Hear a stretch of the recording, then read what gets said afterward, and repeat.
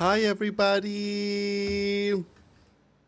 Happy reset day.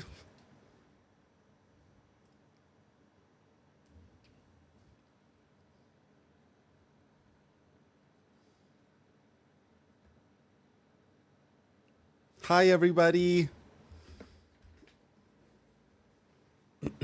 Hope you're all having a gorge Wednesday.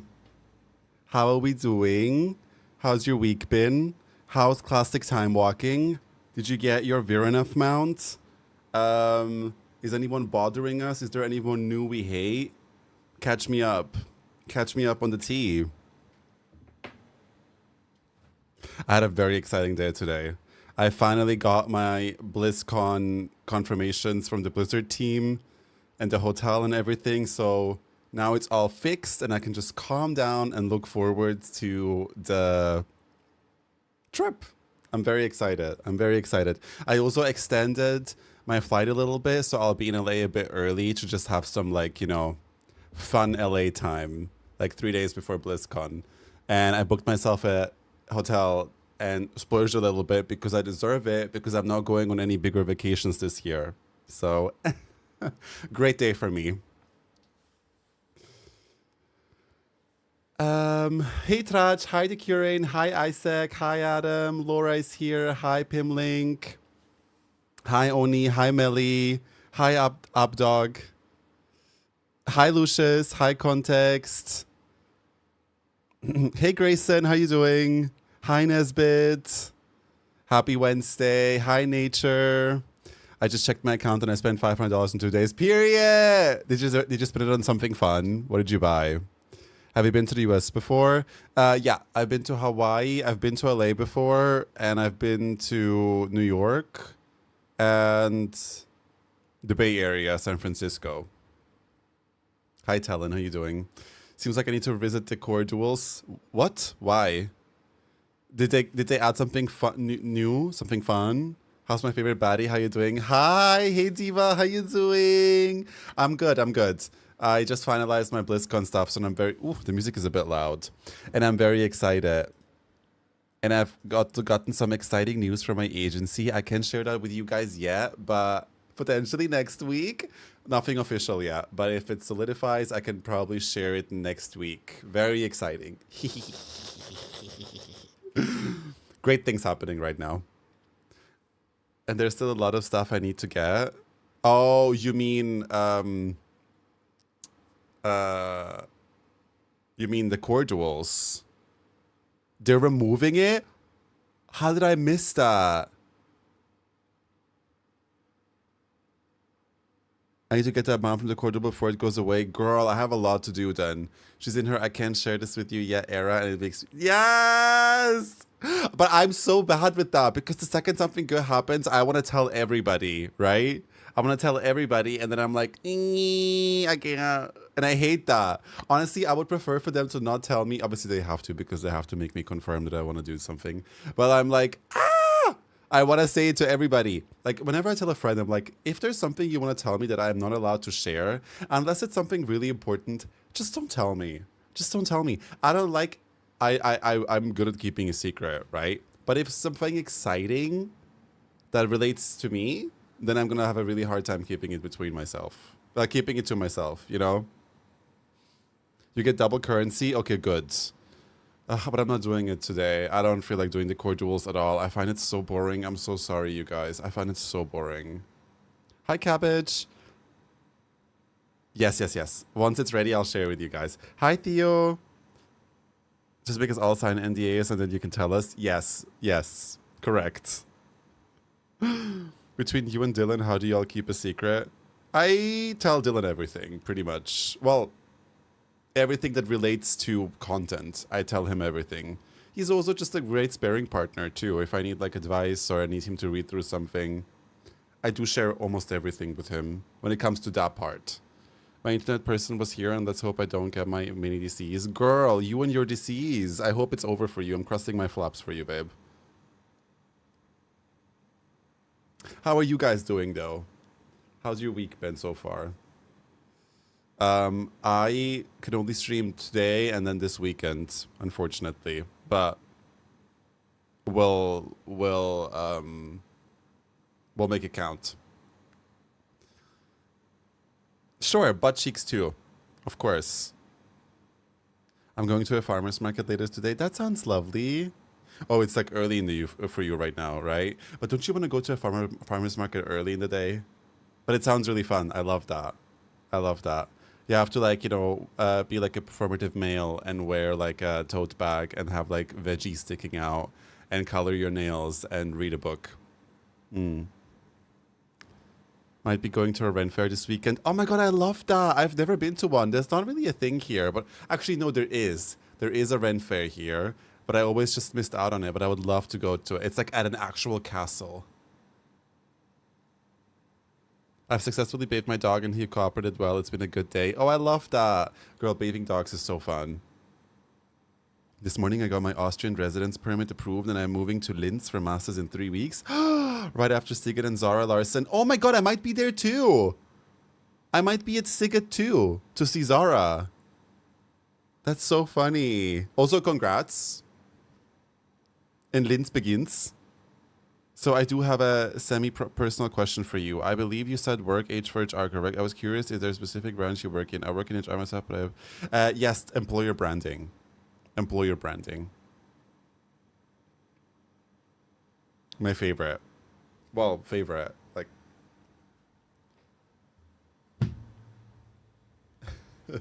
So it's basically marketing, but for the employer brand. Bestie, we need to link up. I'm bringing just my introverted boyfriend to Zara. That's so cute. I'm so excited. I'm going with a few friends. I'm just going for Zara, and then I'm gonna go home right after that. I'm not staying. I'm not a festival girly. I'm not a big crowds girly. So I'm gonna go see Zara, and then fiercely leave back to Vienna because it's only like a 2-hour drive, 2 or 3 hours. I'm not sure. Oh my God, Lou! Thank you so much for the 17 months and on tier 2. Thank you so much, babes. I appreciate it. Hope you've been doing well. I feel you. I don't do branding myself, but I do attend college fairs and community events. I love that. Oh, but it's not that employer branding. You know, there's the employer branding where you go to like fairs, and then there's the employer branding where you actually set up like campaigns and do social media and stuff, and I do that part. I love when you say fiercely. It's like I use it like in every sentence. I'm gonna add that to my vocab. It's so fun. I'm going to Lord and Zara in Edinburgh end of August. Love, girl. That's a great combo. That sounds so fun. I'm so excited. I'm also gonna see Ariana Grande in London soon. In like less than a month. And it's gonna be my friend's 30th birthday too. He doesn't know that I'm going yet. So I hope he doesn't watch the stream. I'm surprising him. It's his 30th. Yeah, all good. Work super intense. My mom's had surgery. My grandma then had surgery over the weekend. And then Hannah and I booked a holiday. And her employer said no to her holiday. What? Why? Where were you guys going to go? Also, I hope your mom's okay and your grandma too. I'm good, Lou. Thank you. Just finished some like organizational stuff today before stream. So I feel a lot more calm now that things are done. Okay, brag. Well, yes. I feel like I never go anywhere. So when I do stuff, I'm like, guys, I'm going to go. Yes, I'm going to see my girl, my everything. I honestly cannot wait for that concert to just wreck me. Literally. The album means everything to me. Seeing her perform it live, I cannot wait. Hi, Till. Oh my God, it's been a while. How have you been? I'm good, thank you. I'm good. Thank you, thank you, thank you. How have you been? How was your summer so far? We spent 2,000 Great British pounds and they said, sorry, you need to be in and you're only the person in your role who's in. Luckily, her manager thankfully agreed to cover her for 2 days. Girl, is this really about 2 days? Ugh, where are you guys going? Crazy. What are your Act 3 theories? I don't really have any. To be honest.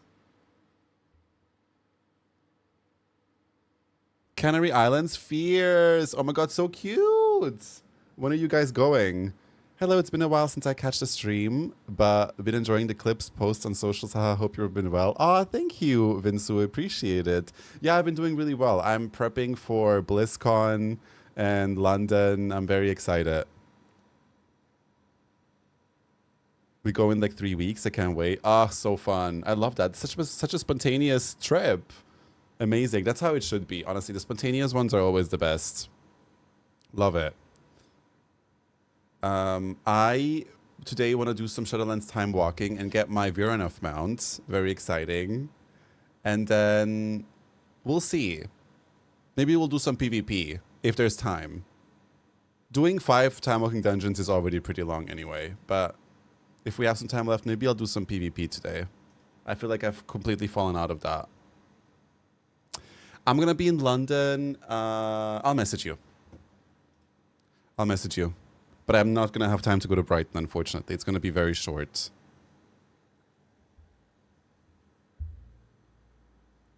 I don't think we'll be able to do PvP together because I'm going to be queuing for rated battlegrounds. Oh, that's sweet, Lou. That's very sweet. I'll message you. What did I want to do now? Oh, yeah, right. Just thought of it. I need to quickly reply to a message. I got reminded of something.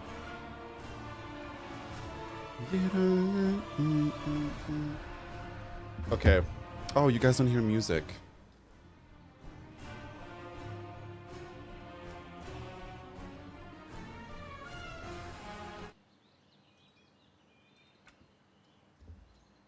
I've missed you all. Summer's been ups and downs for me personally. I didn't pass my exam, but it's okay. Doesn't keep a bitch me down. The few very hot weeks we got here are hell on earth, but since the weather has cooled down, I've been great. I've been in a great mood. I'm really sorry about your exam, but exactly like you said, girl, who cares? Summer's here. You'll figure that out later. I'm glad you're feeling better. I can heal, sure. But Lou, I'm not sure if I'm gonna do it. I'm gonna do time walking first, and then eventually, if we have time, I'll do some PvP. So don't. No, I'm not 100% sure I'll do it. Okay, Jim. Okay, Jim era. I love that. Yes, go work out. DDOs on Blizz today. Some login issues. Just FYI. Okay, good to know. The ultimate bridge troll have arrived. How are we all doing? Hi, Vistra. Yes, you are my troll, but you are my favorite troll. I'm good. Thank you. How are you doing? Did I hear time walking? Yes, Rach, you want to join? Let's do some fierce time walking, Diva. I'm going to do it on my shaman again. So we can level at the same time. I have to get rid of the my tires around my waist for the Spanish. I think you're a bit late for that. Gonna keep it real for you, but your body is valid no matter what it looks like. You're still allowed to go to the beach and have a swim. Also, it might help you not drown. It might help you not drown. I just want to make sure that there is no taking time for you to be able to go to the beach. You can go to the beach right now. Your body is valid regardless.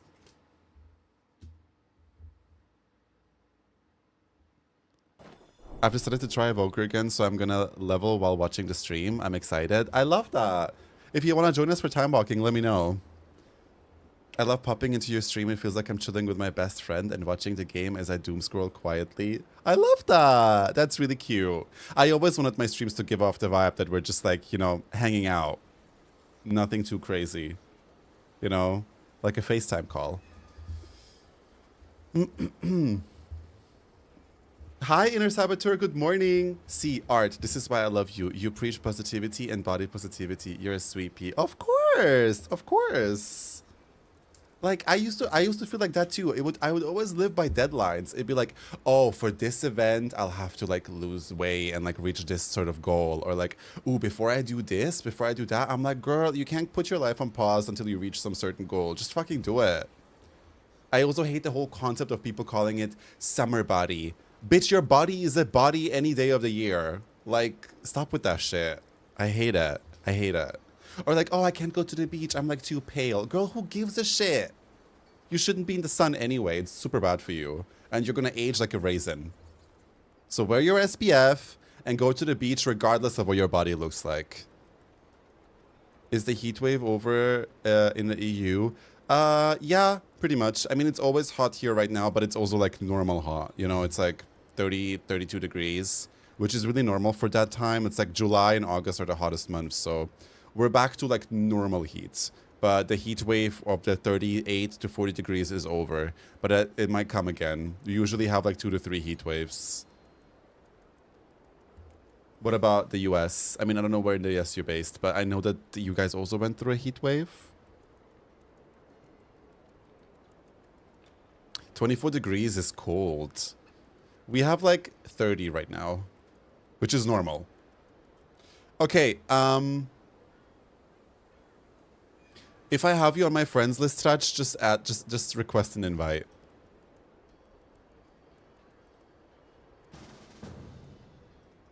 There we go. If anybody... Am I Horde? Are we Horde? Yes. If anybody is on the Horde side, on EU, and wants to join us for Timewalking, let me know.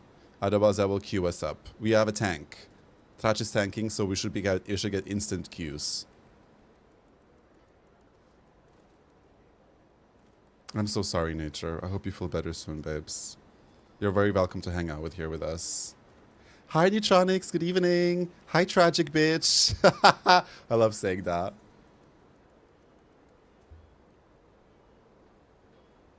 I can join us heal? Sure. I'm gonna make a group. But you have to be... Remember, you have to be Horde. Oh, I can't sign up a group. Okay, Trach, could you sign up a group? I'm gonna give you... Oh, I'm leader now. I don't think I can sign us up because I'm not level 50, so you have to do it for us. I'm gonna give you leads and sign up a group and just call it Timewalking Art or Art Timewalking, and then people can find the group and you can just invite them. Because unfortunately, I can't sign up a group. I don't know why. That's a new thing. Making me debate if I should pay an EU sub. I barely use my NA one. Yeah, do it. I support it. Hi, Sips. I'm good, thank you. How are you doing? How was your Wednesday? Guys, we are so close to Blizzcon now. Isn't it kind of crazy? It's less than 2 months now.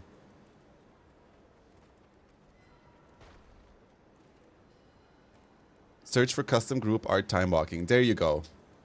And let us know your character name in the chat so we don't invite a random person.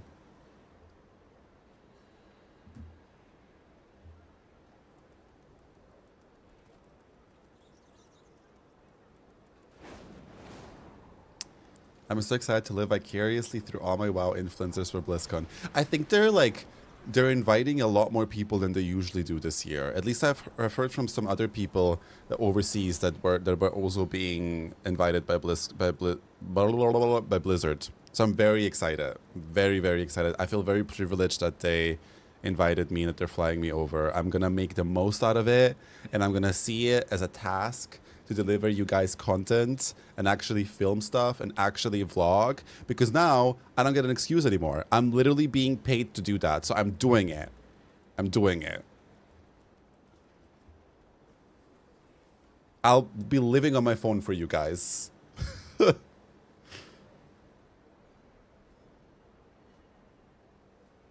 Very chill. I had some time off since Monday. Tomorrow back to work, but on Friday I'll fly to Portugal for 1 week with family. Oh, that's so cute. I love that.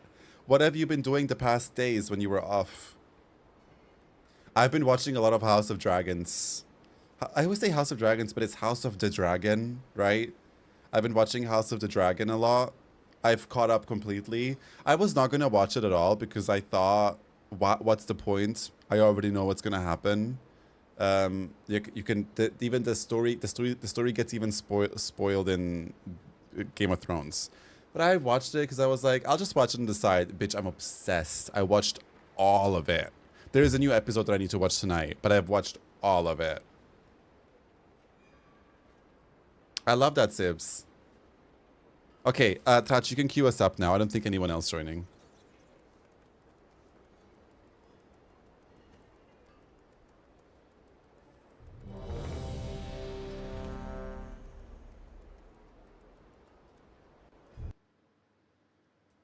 House of the Dragon. It's so good, girl. It's so good.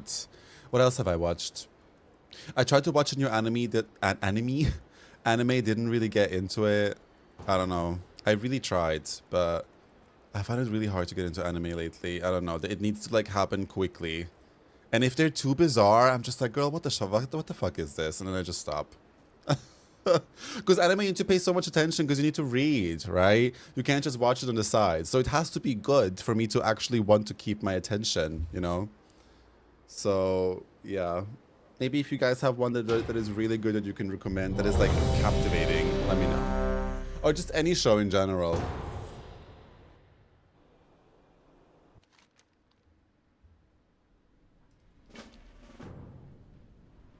Oh my god, this is so cool. I love when we do classic time walking. I think that's like the best one that they added. So fun.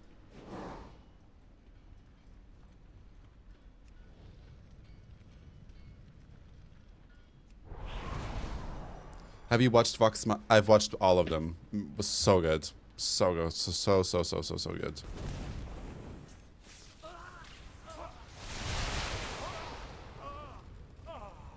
I know, right?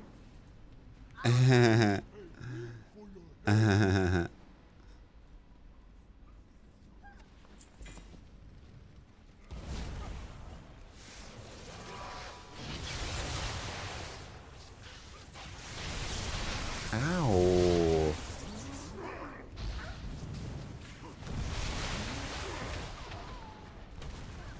I'm a cyber. Oh, I need to watch that. That's actually a really good. That's really good. That's a good suggestion. I've been meaning to watch that because it looks so good, and people have told me it's really good. Honestly, say Melly, it would fit even the style of like Vox Machina and Mighty 9. I feel like it would fit WoW so well. The style in the animations that we got about Liadrin is already very similar to like Vox Machina. So I really hope that if they ever do a show, they make it that style. Oh, it would be so good. And there's so many stories. There's so many stories that they could tell, you know? I hope that they do like I would love to see like an Arthas story. Like where it's just like an entire season of his entire conquest and then his downfall. Like wouldn't that be so cool? Starting off when he was like, you know, normal. Now he turned evil, all of that. Like wouldn't that be so good? The invasion of the sun, well, everything he did basically all the way until his death. I would live for that. Hi, Luke. How you doing, babes?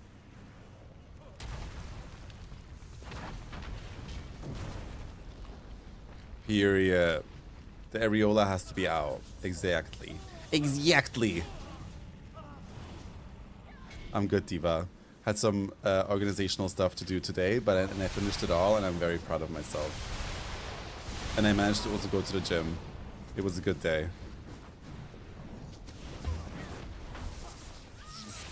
The voice actors? Ooh, yes. Well, I need them to be the exact same voice actors that we have in the game too. Otherwise, that would feel weird. That would feel really weird.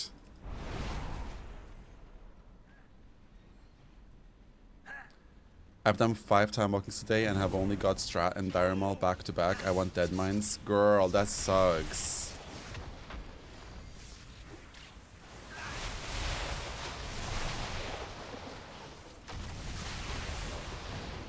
Shaman's kind of fun. I don't know what I'm doing, but I'm pressing buttons and it feels fun.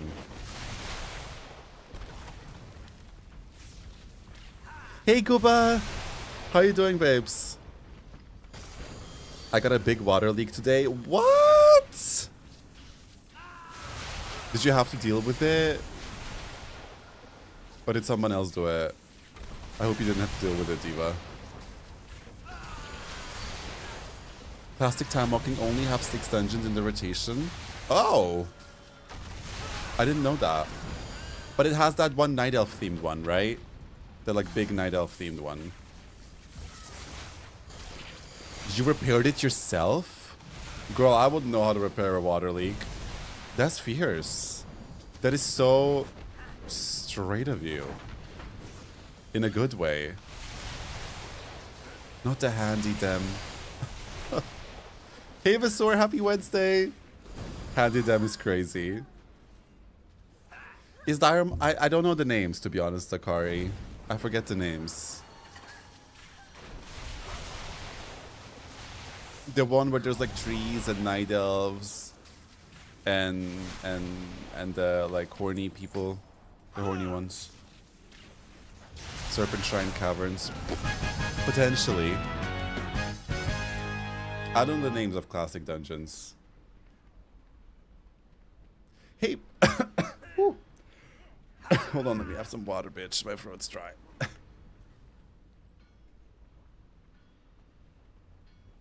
I was gonna say, hi, Brickla. I've missed you too, babes. How have you been? So we moved to LA. My father gets a job at the Palm restaurant.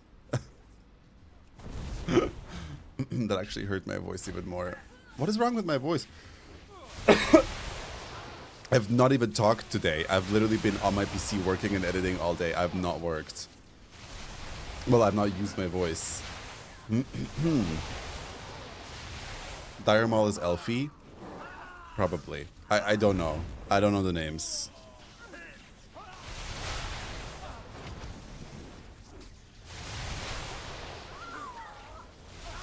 I meant Wailing Caverns. Oh. Yeah, you could tell me anything. I'd be like, yeah, probably. I don't know, girl.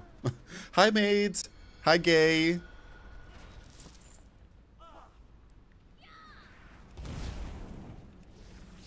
You know, there's like this one where you kill a boss and then like a bunch of trees spawn. Oh, we're jumping? Okay, I guess I'm not. We're jumping? Period, period.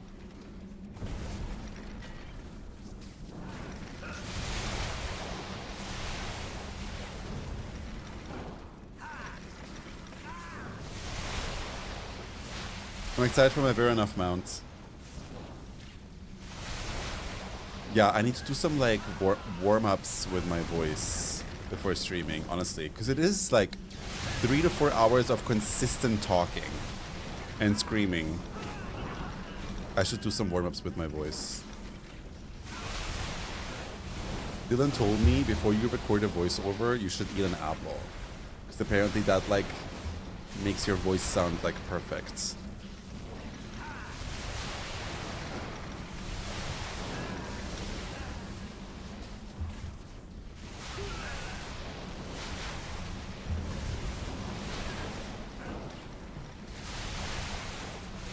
I don't know, that sounds gay.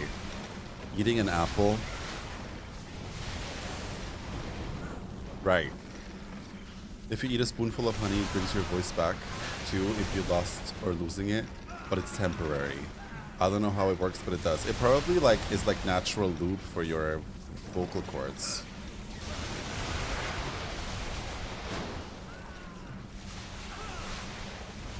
I've heard of that too. Like, especially tea with honey. Ooh, I would love a tea with honey right now, actually. It's just a little too warm for tea. I haven't had tea in, like, months. Sorry, I was trying to match Dylan's energy. Right. Makes sense. This rogue keeps dying, girl. Also, my wow is a bit loud, isn't it?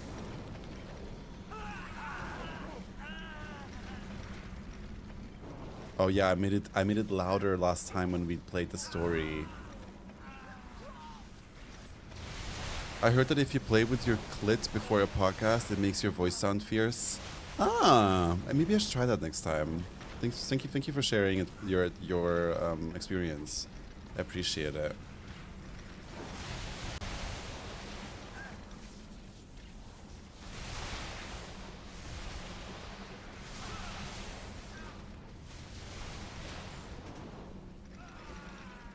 You're welcome. Thanks. Very sweet of you.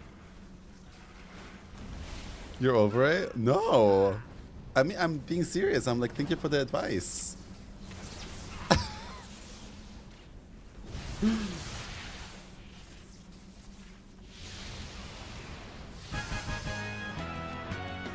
I know, girl. I'm like, what was? We should just leave her. Just leave her. Just leave her. I wouldn't even res her. Like, she's died 3 times. And then she never releases.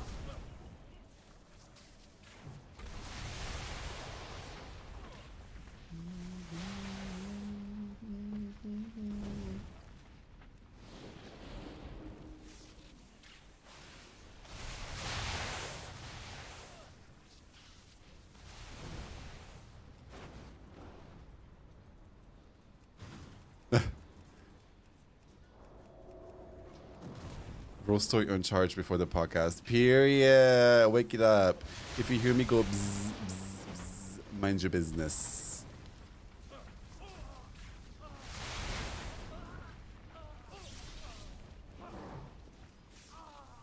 I saw a straight person wow is dead video yesterday, and like those people have no idea what it takes to get an alpha sometimes. Like, why do they even speak? Girl. Another if I had a euro for every wow is dead or like wow is this, wow is that video, the way would be fiercely rich. Fiercely rich. I saw new jeans, right? New jeans. I saw. I always imagine it's someone's 8-year-old and try to be nice playing on dad's PC. Yeah, probably. Also, no, I don't think that 8-year-olds play WoW anymore. It's probably like someone's dad that has never played the game before or played it last time when they played in Classic. I think that's way more likely.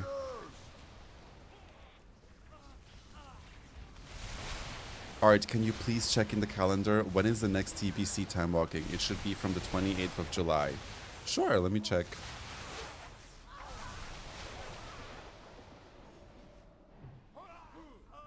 The 29th. For us. 29th. What EU starts 29th?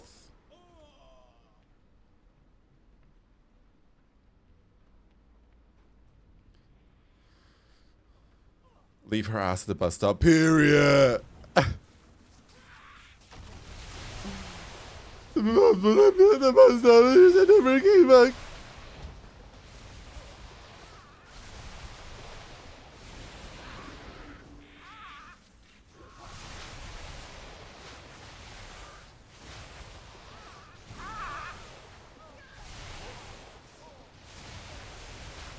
Not the dome diving off into the water. Girl, the amount of times I died here and fell into the water should be studied. Finally I can get the work list. Ooh, what? Oh, the ones from Edgelord. Edgy emo guy. Shirtless. I forgot his name.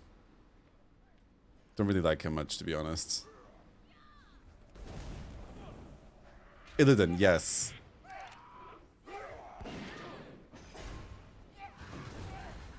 He's so overrated in my opinion. I am my scars. Girl, how cringe can someone be? Like, he cringes me out. He cringes me out.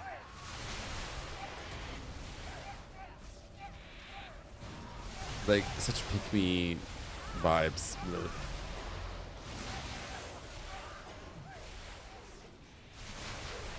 Yeah, the cannonballs. His brings mom is not that phase. Nobody understands me, but he's just very just like, oh, pick me, pick me. I'm like my scars, and I'm so sad, and I'm so like that, and blah blah blah. I'm like, girl, stop crying. Get your shit together.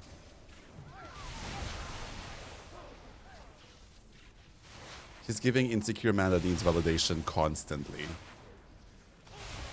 Oh yeah, I think he will. He will definitely have an appearance soon, for sure. They always rotate lore characters in and out. I know, girl! I'm so excited! Petal. Petal. Petal. I'm so excited.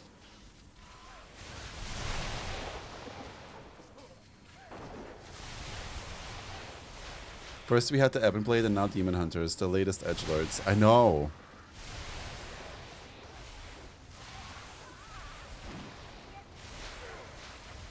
He could leave me with a few scars, not gonna lie. Right. What happened to He's Hot? Hi QQ Games! Green is such a good color and you. Hope all is well. Thank you so much, Diva. Yes, absolutely. Hope you've been good too.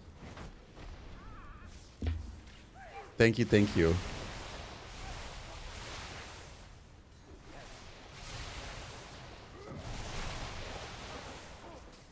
Can we get a new race that isn't allied? I miss starting a new character from 0 to max. Oh yeah. I wonder why they do that actually.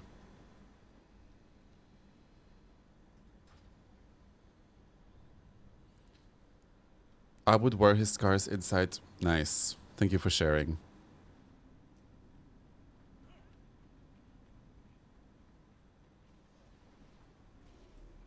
Illidan would be more hot if he didn't have hoofs. He has hoofs. I did not know that. It's actually kind of fierce. I'm sure whenever he walks into a room, you can hear him. Clickety-clack. Like he's wearing heels. I love that. How was your week so far? It was great, Oswini. How are you doing, babes? Busy, but good busy. I love it. Very happy. You can smell him too. You probably can hear him also because he's constantly like whining.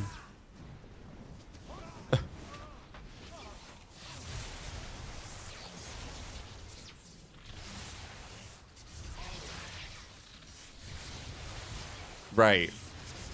Right. Thank you for the alert, QQ. Bella Stormbridge is crazy.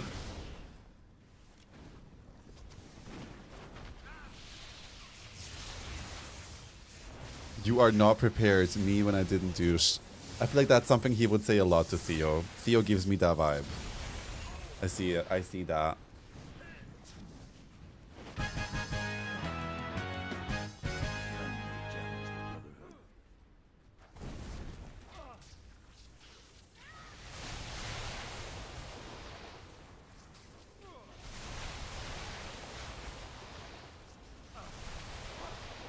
Athreus, he fell short. He fell short.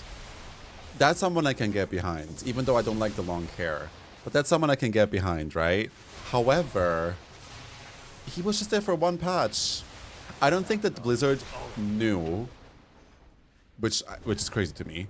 They didn't know that he was gonna be so popular, and they killed him off so early. Well, killed, I guess, captured. Like, I don't know. Like, what was the tea with that? What was the tea with that? I too can get behind. I don't think he's bottoming though. Sorry, Sips. I don't think he doesn't give me that vibe. Fools, our cause is righteous.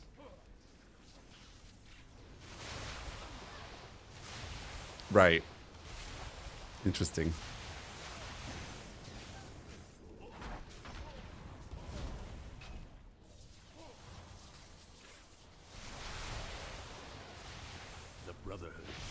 I don't know. I just don't feel like.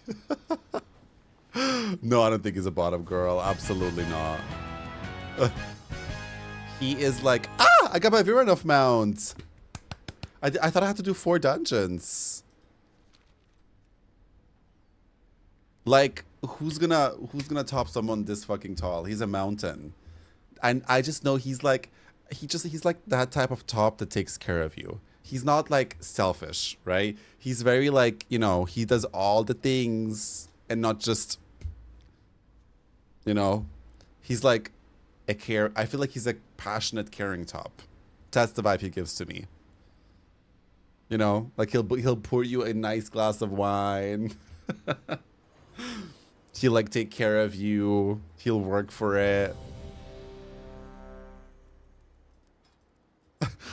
Here's why Denathrius is not a bottom.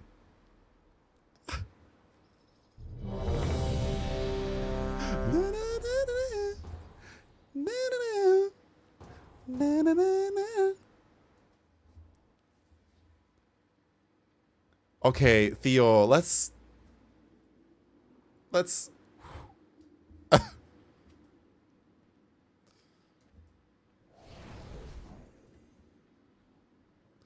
I won't say no to that either. Fierce. I just love that so many people can have different opinions on whether these characters are top, bottom, verse, LMAO. Yeah, of course. I mean, it's all just jokes, obviously. We're just joking. These are all fictional characters.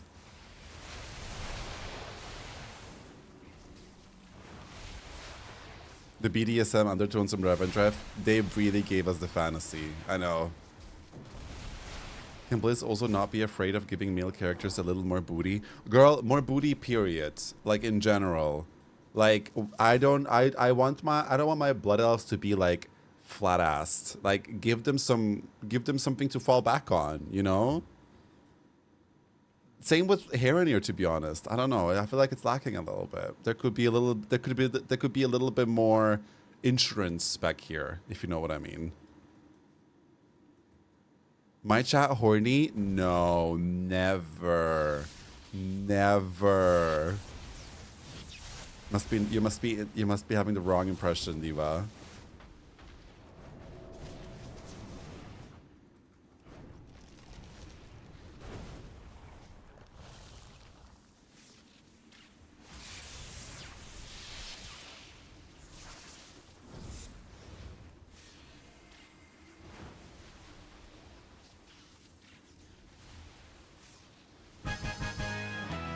Period. Period. It's more reason to speculate since they're not real and can't be upset by it. Exactly. Exactly.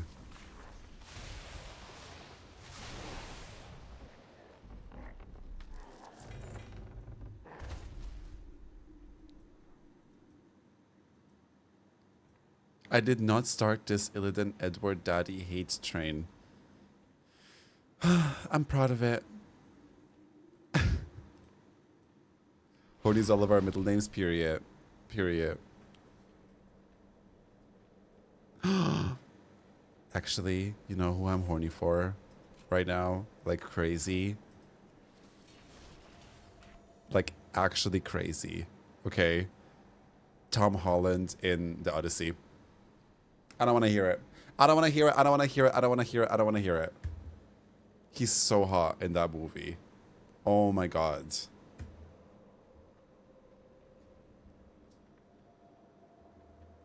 Robert Pattinson in that movie. No, not a vibe. Not a vibe. I mean, he's good. But the character he's playing, not sexy at all. But Tom Holland in that movie. Hi. Hello. Sizing gay. Hold on, let me book tickets. Ah! Guys, I could really recommend watching that movie in general. So good. The movie is incredible. I'm a John Bernthal. Who's that? Let me Google.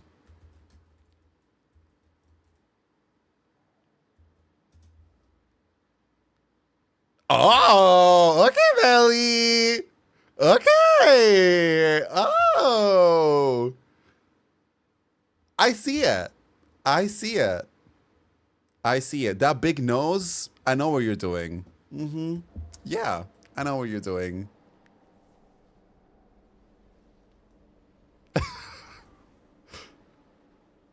Even I can understand that. Of course you can, Decurain. The same way I can tell when a woman's hot, even though I'm not into women, right?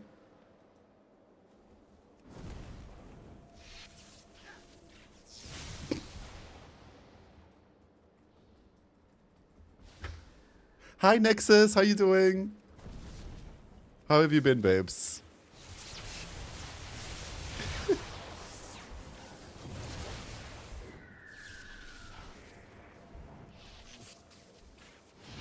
In IMAX. Oh, you absolutely have to. You absolutely have to. Oh my god, I want to see it again. I want to see it again. Now that I've went by myself to the cinema, I'm like, I could do anything. I could go to the cinema every day if I want to. What stops me? Why are we dying? Wait. Did I miss something? Wait, where's everybody? Okay. I'll just wait here and reincarnate. Oh yeah, they're optional. Oops. Should I wait here or should I release? Oh, you're fiercely fighting right now. I'll shut up. Do y'all remember Zaval's nips? Yes. That's literally all he did. Show his bald head and his nips. That's literally all he did.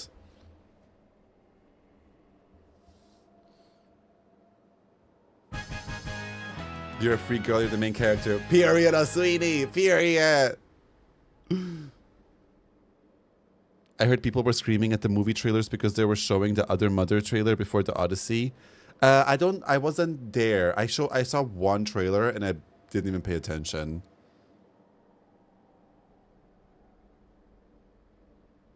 Hi, Remendo. I don't even remember. Oh, I saw a Spider-Man trailer with Tom Holland and Zendaya. I'm not interested in that, to be honest. I think he's a little cringy as Spider-Man. He's just a little bit like, ow, I need to save my mom. I don't know, it's giving me a little bit of that. It's giving me a bit of like angsty anime character. It has Jessica Chastain in it, and there's jump scares in the trailer, and the trailer gave no horror vibes to start with. It's like a clone of the girl's mom, and she's creepy. Oh. But I do like when a trailer doesn't show the horror parts of a horror movie. You want to be surprised by it, right? I don't like watching trailers in general. I pooped. Oh my god, I want to see it!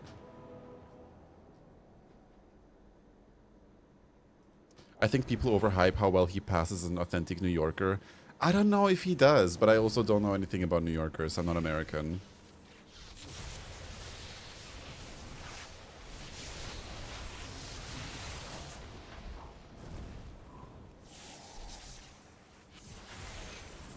He's European.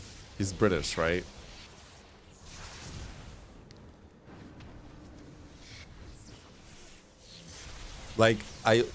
Also the power couple that is Zendaya and him is actually like incredible. Like, I hope that they stay together forever. Like, what a power couple. He got to tell her that she's gonna be on the Odyssey playing Athena. Like, can you imagine your partner telling you these news? You're gonna be in a Christopher Nolan film. Like, Also, she looked so good at the red carpet. Her in that like angel dress with that like sleepy makeup, looking like and hair frizzy falling down in her face. Mama, she was so gorgeous. Like, she actually looked angelic.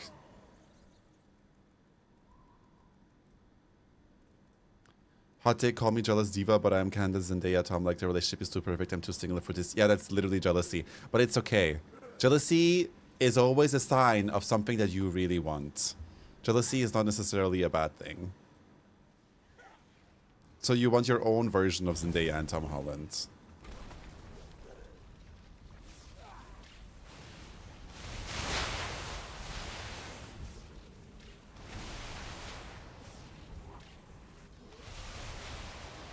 Oh my god, literally, Oswini. Like, they ate that up so well. So good. And the way she like looked up to the sky and smiled and like, oh my god, like that red carpet moment, unforgettable. Like, people will be talking about it in 10 years about that. I was doing yesterday and Amazon put on some random series, and in the end of the first episode they showed what's gonna happen in the whole season, and I was like, great, why would I continue watching after this? I hate trailers and spoilers. Me too! But Amazon Prime does that too, especially with their own shows. They do that a lot. And then they like show you what's gonna happen next episode, and then you watch the next episode thinking that's gonna happen, and then it didn't even happen. They showed you something that's gonna happen at like the season finale. Which is like, why would you do that?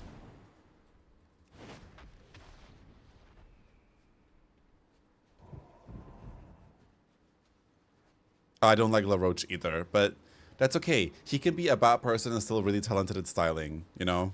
Also, Zendaya is great, is a great baseline to work with too. I don't think everything on her is just him. I do think it's a team of creatives. And Zendaya talks, and Zendaya has a say in it too, right? Zendaya gives a lot of direction in everything she's wearing. Love Keke Palmer.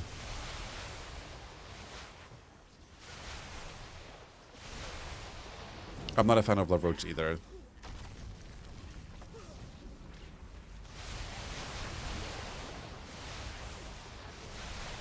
In the new America's Next, not in America. What is that? What is that one show called? Oh, the new Project Runway season with Heidi.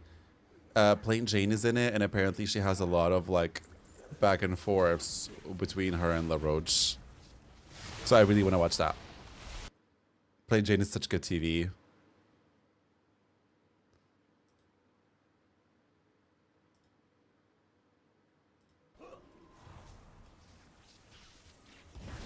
I love Keke Palmer. Are there any other movies you guys are looking forward to? Oh my god, hi Ino! No, Diva, never apologize for that. Never apologize. Hope you've been well, my queen. Hope your summer's going well. Levictus, it's a gay horror. That sounds amazing! What do you think it's like going to the movies by yourself watching a horror movie? Do you think that's crazy? I love Horse Girl. I saw her live twice. And yes, she never takes the mask off. Ever.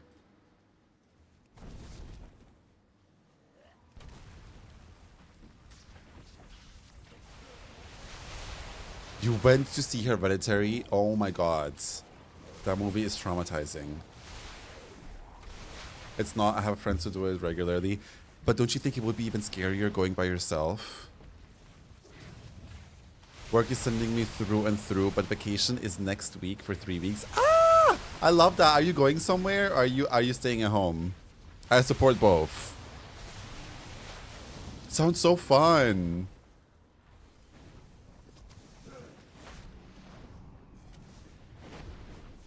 You don't watch horror? That's fair.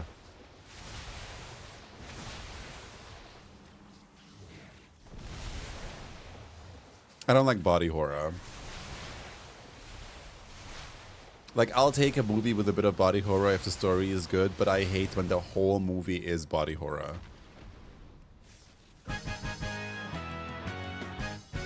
I just can't do it. It's not entertaining to me. Oh, I got rooted. Okay. I got rooted again. Why do I keep getting rooted?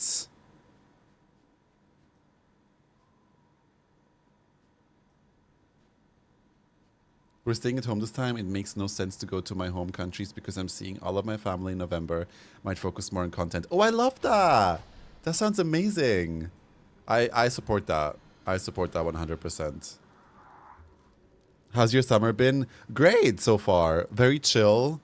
But at the same time, not so chill. A lot of good things happening now with the agency. It's going to be very busy the next 2 months. But that's what I'm looking forward to. That's what I'm working towards. So it's all a good thing.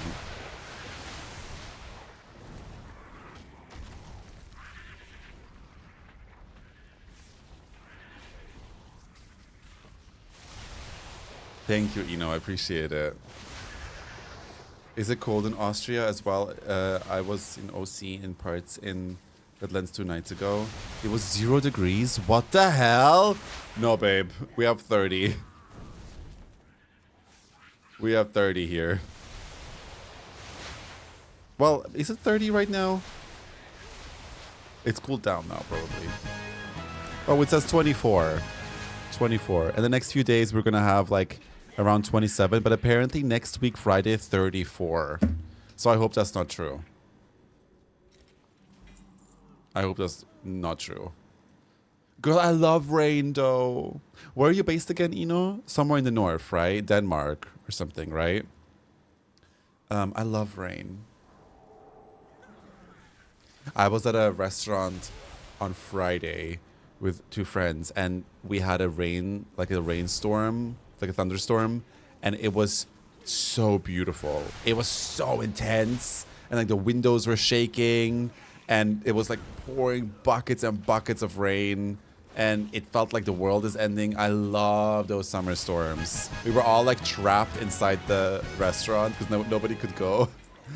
But it was okay. There was a really cute waiter that I may or may not be going on a date with. Ah! Anyway, a different story. And we were trapped in that. We were trapped in that coffee shop / restaurant, and it was so humid. Everybody was sweating like crazy, but it was so fun. Have you seen the Blizzcon WoW items? No, I have not. What is it?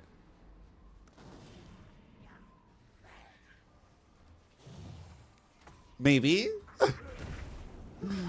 We had one night a huge thunderstorm.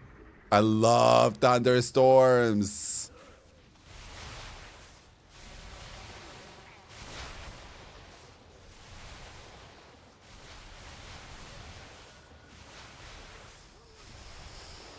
You need to look. Is it posted on Wowhead? I have not seen anything. Wowhead like 14 minutes ago. Okay, let me finish this dungeon and we'll react to it. BlizzCon is literally coming so soon, girl. We finalized all the flights today in the hotel with Blizzard, and I'm like, eek! They also sent me my official media pass. These little moments are so surreal to me. I'm like, I can't believe this is my life. Oh my god, yeah, it's finally done. Yavasaur. I had to reach out twice, though, for it to finally finish. But we did it. We did it. I took matters into my own hands, and we finished it.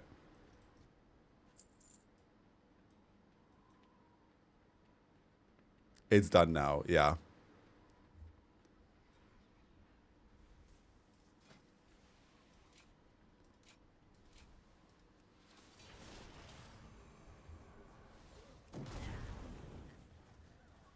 Thank you, Tazakar. Thank you. That's very sweet. I'm sure that Blizzard in 2018 wouldn't have done that. But that's okay. New Blizzards, different people, more diverse creators. We love to see it. Do you like Marina the Diamonds? I love her. I adore her. Not so much her new stuff, to be honest, but I love her in general. Do you still have to pay game time, by the way? Also can't wait for that date story to come up. Yeah, you pay your own game time.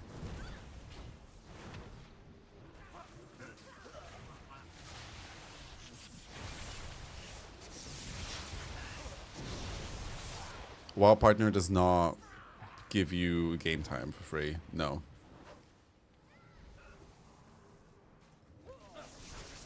But I'm also okay with that. Like, I'm okay with supporting the devs with my sub.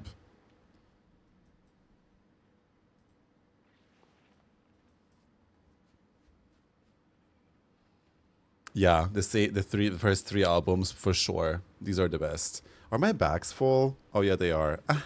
I need bags, you guys.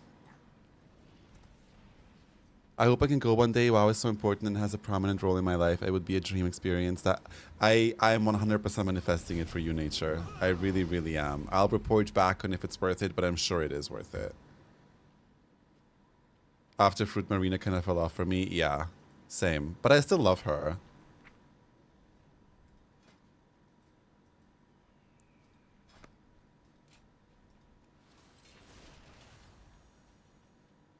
I wish she would lean a little bit more back into like her weirder stuff, you know? Like her music is very digestible now. I need it to be a little bit more crazy again, you know? Remember the song Oh? That song was so kind. Oh no, we lost our healer.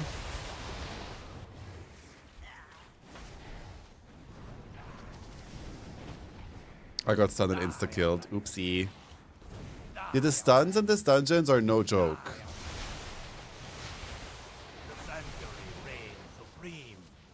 I can't battle res you, unfortunately. Why did I think the shamans have a battle res? Oh, they have a personal battle res. For gore. I forgore. I finally made it halfway through the Azeroth lookbook video. So we're halfway. I might finish it this week. It's actually insane how long it's taking me. I know, girl, it's wild. Are we done, though? We're done, right? I think we're done.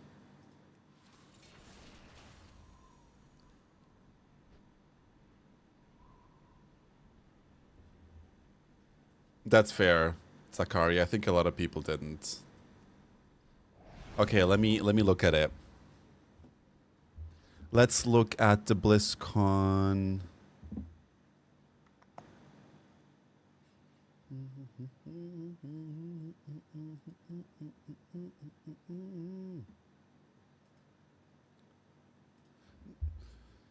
Let's check out the BlizzCon drops. Let's see.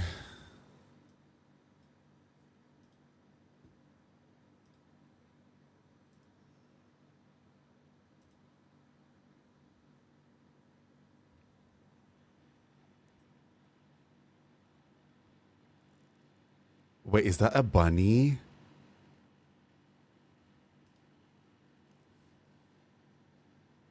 We're getting a bunny?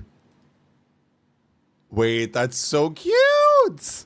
I love that it's also Zolotov themed. We never had a bunny before, right? Wait, this is actually crazy. Wait, there's an animation? Hold on. Shut the fuck up. No. Ah! That is so cute! He looks so happy. No, this can't be real. What? Rabbitaff, shut the fuck up. That is crazy. I'm obsessed with that. I can't believe we're getting a bunny mount, you guys. What?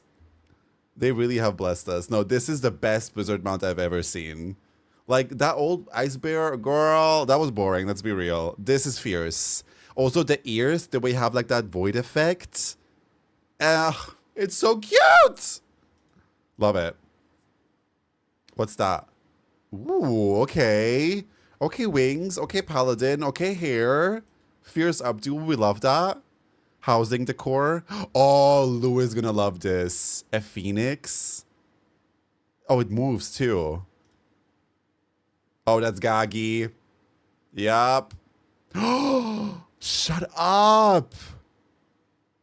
Oh, it's an actual phoenix. Wait, is it gonna resurrect?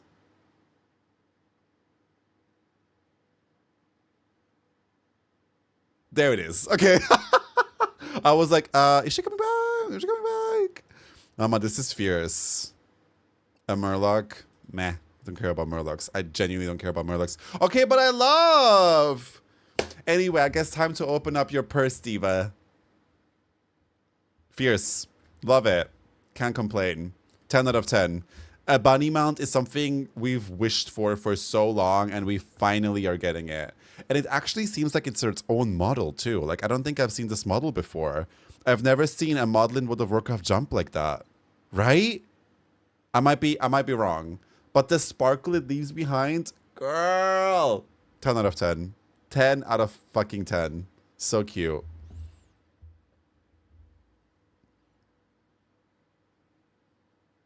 Blizz said purse first. They literally said, open up your fucking purse, F word. That's what Blizzard said. No.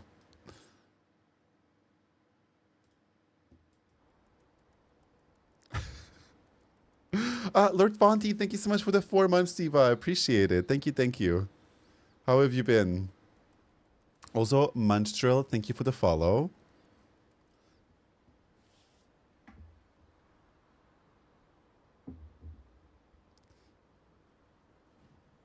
I don't think it flies. I don't think it will fly, unfortunately. It doesn't look like it flies. But maybe, I don't know. Now I can finally show my bunny to strangers in WoW. Hi, Aruna. The water bunny flies too. Bunny flies. Yay! So do you get these items if you have a BlizzCon ticket by default, or I think you do, right? Girl, what is wrong with my rate finder? I have to connect my account to my BlizzCon ticket to get them. I think you get them by that, right? Let's check the Wowhead article again.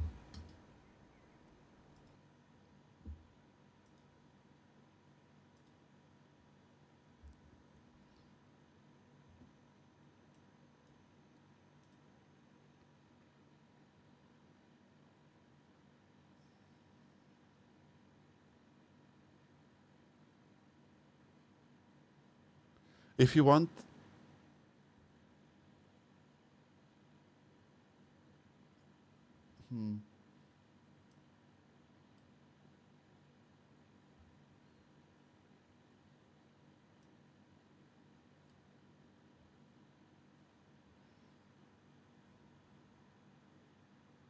Ah, okay.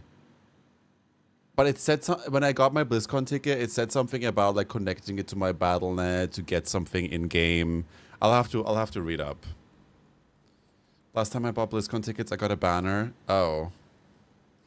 Well, what are your predictions for the expansion announcement? What would you see from the Last Titan? I don't know if we're gonna see the prediction for Last Titan. See, we don't know what's gonna happen in the third patch of Midnight yet, right?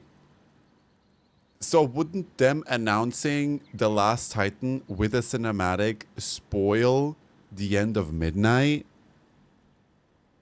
So they're either gonna show us what's gonna happen in the next patch and then reveal that, but I don't know. It's just a little... How are they gonna handle that? How are they gonna handle revealing Last Titan to us when we don't even know what's gonna happen in the last patch of Midnight? Yeah, I do think that they're gonna tease something, but I don't think it's gonna be an actual reveal. Or if they do, they're gonna have to figure out how to not spoil the rest of Midnight for us, right? Unless the rest of Midnight is not huge. Well, tease is, yeah, but I don't think there's gonna, like, I personally don't think that they can do like an official announcement with like a trailer and everything.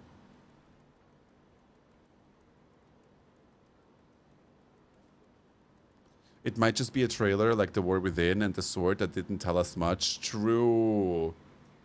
Very true. That did not tell us a lot. You're right. It just kind of made us open up more questions. Hi, Dave. How you doing?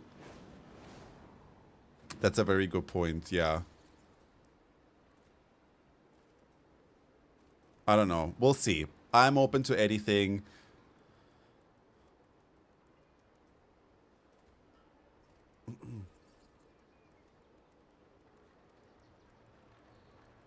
The rabbit is adorable. Okay, you can queue us up again now, Trach. Thank you.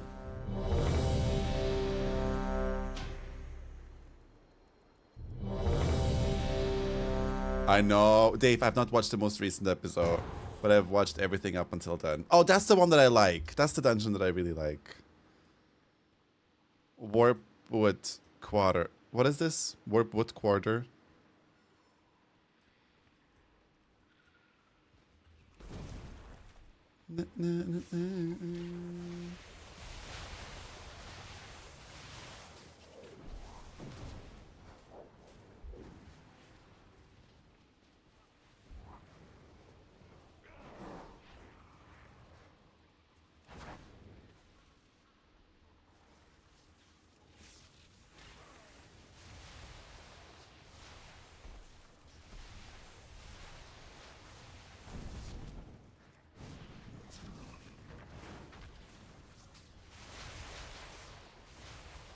Hey, Tomek.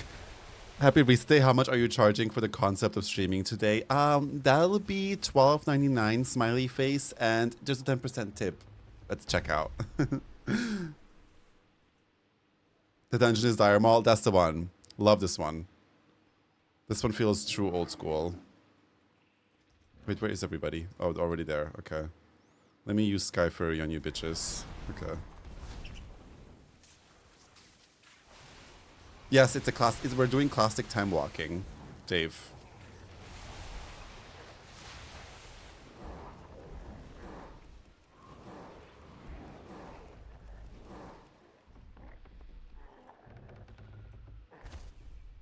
I know, they're so good, Theo.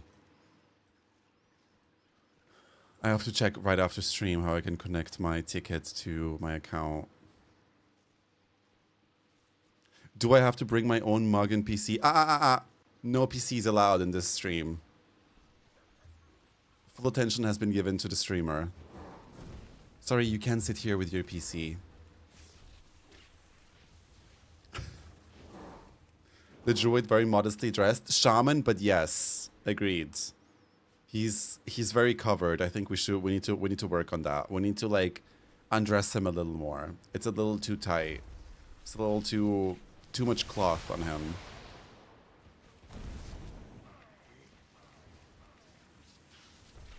Do I have to dye my hair blue? Correct. Blue or pink, actually. Or green. Yeah.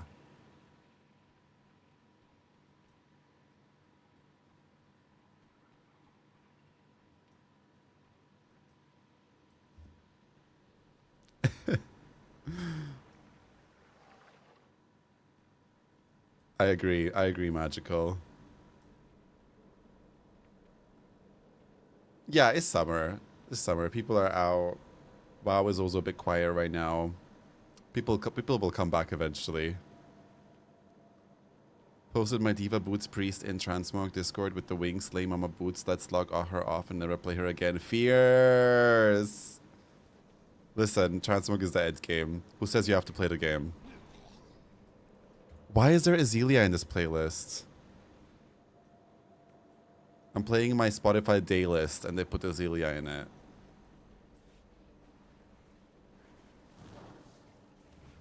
If I was EU, I could tank, heal, DPS for your runs. All the cool folks I follow are in EU. One of these days when I make a goal to buy tokens, I can get an EU account. I support that, Nexus.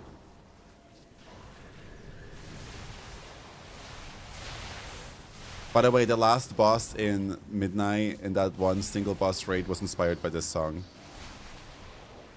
I don't know if you guys knew.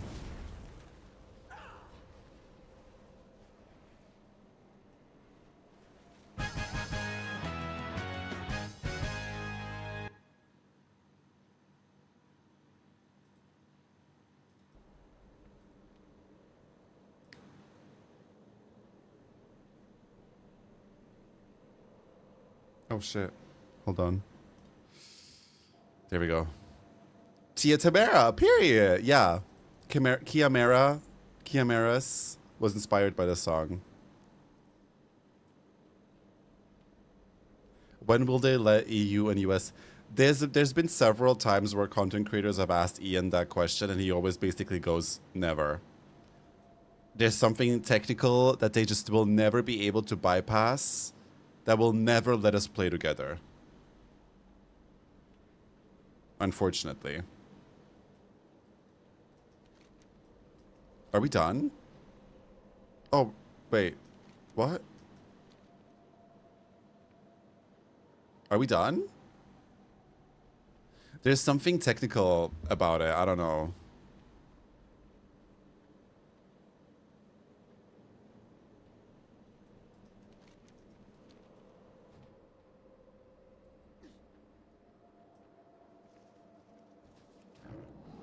Oops, I pulled.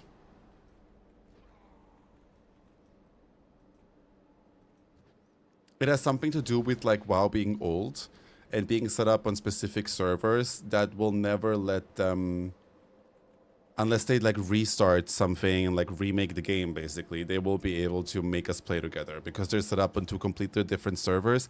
I'm not a tech person, I understand, but he explained it and basically said the technical limitations will never allow them basically to let them play together. Girl, I'm just be running around and pulling shit. Like, what is the tea? Unless they remake the game completely. And I don't like that. I don't want to WoW. I hate that idea of like WoW 2 and all of that shit. I think that's so unhealthy for the game. Yeah. It is what it is, unfortunately.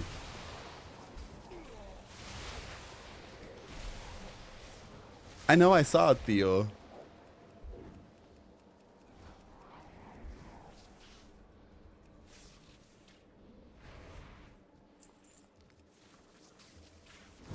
WoW 2 would probably be the death of WoW. Sorry, I'm just gonna say it the way I just think that that's gonna actually catapult WoW into its death.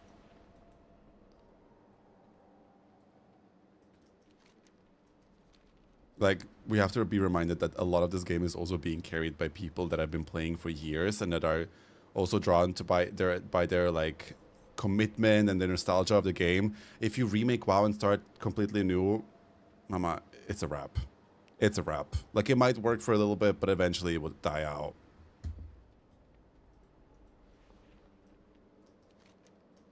Girl, what are we doing? Where do we go? I'll just sit here and wait. I don't know where to go.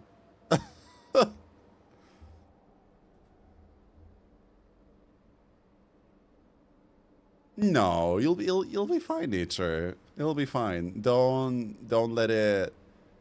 I think it will be a soft reset of WoW, but in a good way. In a good way. There is a future after the last Titan, for sure. I'm not worried about that at all. People have been worried about WoW since TBC, and we're still here.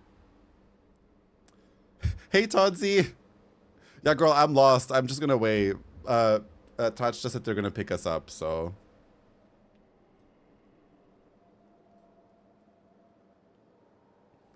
Look at Shadowlands. It's brand new content, so they pull it off. You think Shadowlands was a success? I don't know, babes. I don't think so. Did you see my message? No? I asked if you need a tank for Timewalking. No, I don't. Thank you. We already have Touchfighter here with us, but thank you for the offer. This dungeon is a maze. It is, girl. Everyone would migrate to Final Fantasy XIV and Guild Wars, probably. I don't know. It just wouldn't... Like, just because WoW worked 20 years ago and what turned into the biggest MMO doesn't mean that it's going to work the same way for WoW 2.0, you know?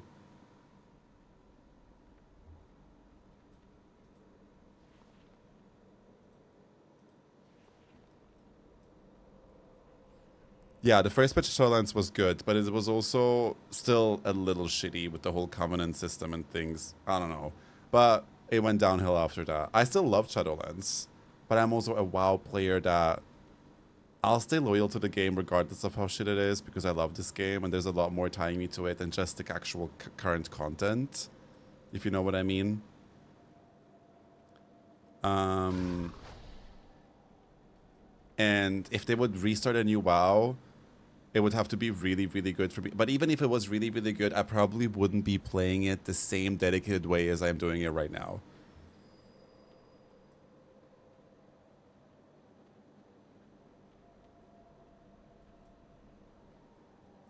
I don't like the idea of WoW 2 at all. Make WoW evolve, absolutely, but don't make it evolve with a completely new game where we have to abandon the old one. I hate that idea.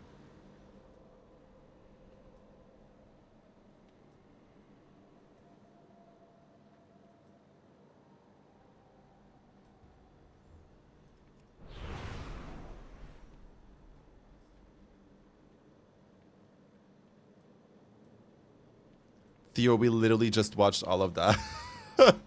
Theo is like, are you late in the stream? She's like 50 minutes ago. We just watched it all, the pet and everything. I loved Zeref Mortis, but I could only enjoy it when I went back into Zeref Mortis was fucking horrible. Holy shit. I hated it. There's been incredible memories and friends made along the way since TBC when I started. Yeah.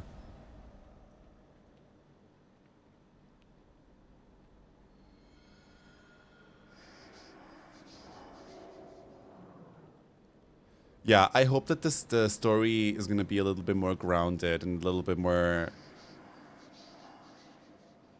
I hope it's not going to be like another world-ending plot again. You know, after the last Titan, we're like, okay, what are we saving the world from now? It needs to have a bit more of a grounded story, a little bit of like a softer reset, you know, and then eventually it could build up to something bigger again.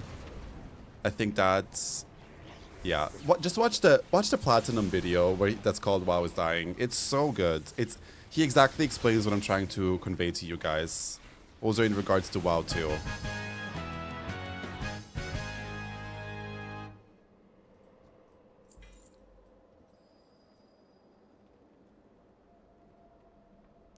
They would use Unreal Engine 5 for WoW 2. It would be poorly optimized. Literally no one, even top tier PC, could run it.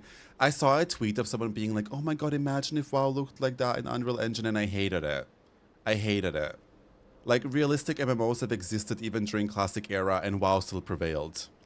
I don't know. I don't need that. I don't personally need that for my WoW to feel like it's still good. I think it's unnecessary. I'm following this diva.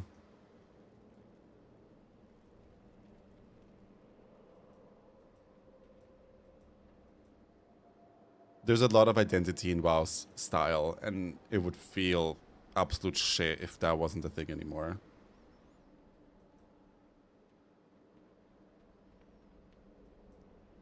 Imagine we fighting old gods and then go back to stressing about a hogger. But honestly, I think that's good.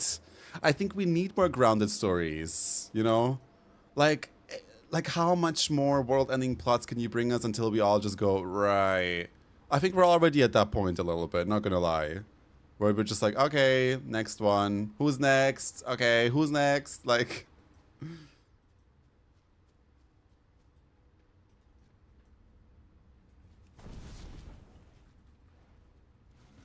Yeah, I know. I think it's good that the dungeon still looks the way it looks. What does occur mean? It means okay.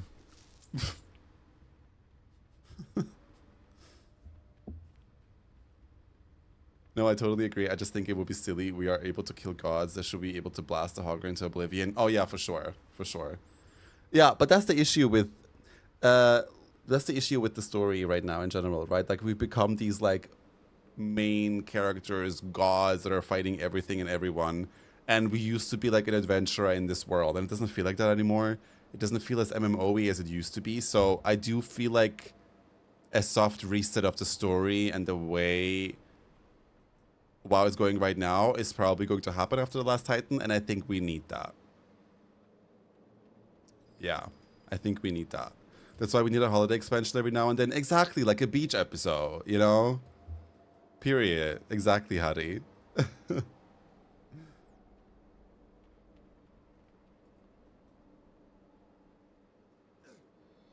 It's like, oh, we killed this big evil, but actually there was something a little more evil in the background already working.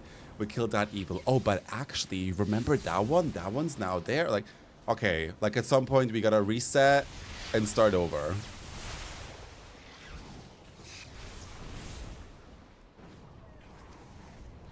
And I do think part of that is because they kept changing a lot. Blizzard changed a lot in between Legion and the end of Shadowlands, with people getting fired, people leaving, being replaced, different story narratives. And every expansion was treated like a world-ending plot. And now we're burned out.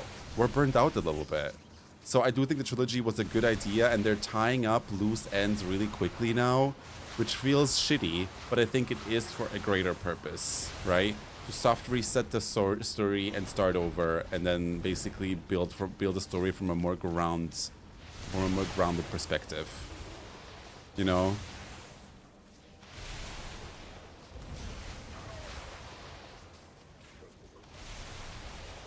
Oh, please no alternate timeline. Please no alternate timeline.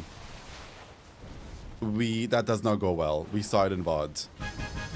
I hate time skip narratives. I find that so like a jump forward in time, sure, but like going back and changing the narrative and like, no. I think that's lazy writing.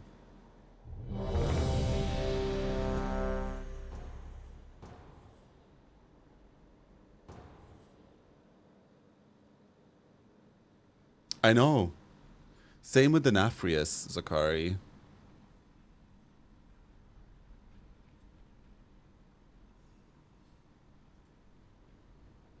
It's a little too much, yeah, but also the story wasn't cohesive anymore. Like, I cannot recommend Platinum WoW's video enough that literally talks about the topic we're talking about right now, and he explains it so well. I'm even down to watch it with you guys together right now, and we can discuss it in chat, because it's so good.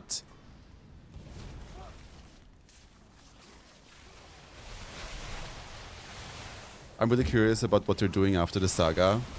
Yeah, me too. Me too. I am too. Maybe it'll be another world revamp and we start over with more like down-to-earth stories. I don't know. Girl, not the Burning Legion. Yeah, let's watch. If a lot of you have already watched it, I'm not gonna do it. But if there's more people that want me to watch it with you, we can watch it. We don't even have to watch the whole thing, but yeah.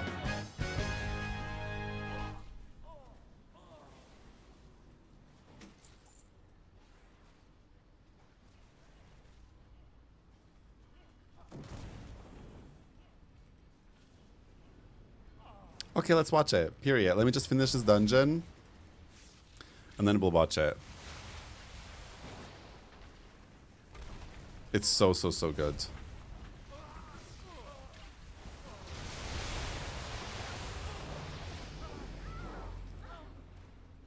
How was your summer, Hadi? I saw you were traveling everywhere. Traveling baddie. I wish they never announced it as a saga because we wouldn't just be watching for the end of The Last Titan. The interesting part of the story has always been, oh, I wonder where's this expansion will take us next. Whereas now it's like, oh, okay, let me wait for Exile to die to see what it's coming. Considering that she's dying, we don't know that yet. I do feel like there must be something coming that we are not expecting, that none of us are expecting. I do appreciate them trying the trilogy thing because it's at least a change from the typical, here's the next expansion, here's the new few zones, here's the 3 new raids. You know, like, I do appreciate them changing it up a little bit. I do appreciate that. And trying things out, trying new things out. Unfortunately, they will have to do these dares. Some of these things might not work eventually, and we'll realize, okay, that didn't work, that was shit. And then they learn from it, right? So I do appreciate in that regard that at least it's something different a little bit. Like, you know, a different pace of how we usually get our content.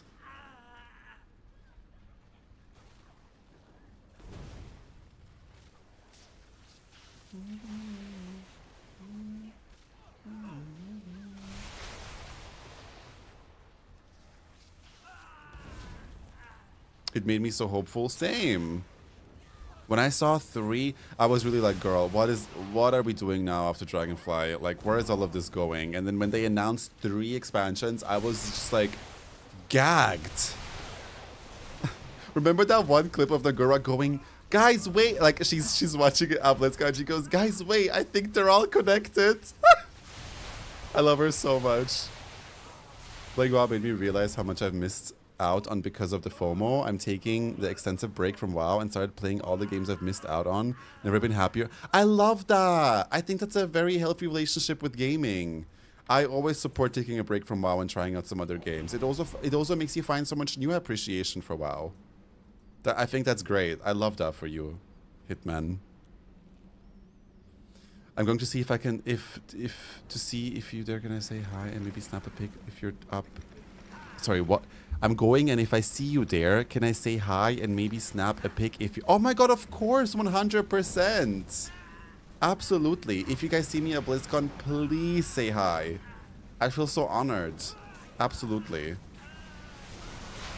So I love taking pictures. Let's do it. Of course, trinkets. End of season WoW is other game season. Exactly. I've been playing a lot of Pal Worlds. I do think Pal World is slowly ending for me now. I'm feeling a little burnt out on it. So maybe... Oh my god, Resident Evil 9! We have to decide when we should play Resident Evil 9 together on stream.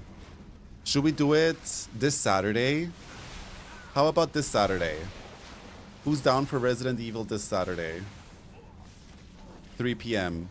3 p.m. Vienna time. That is 2 p.m. UK time.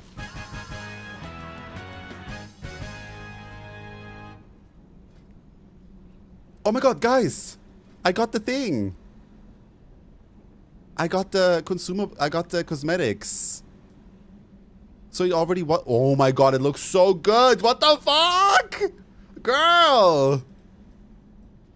Holy shit, that looks so good!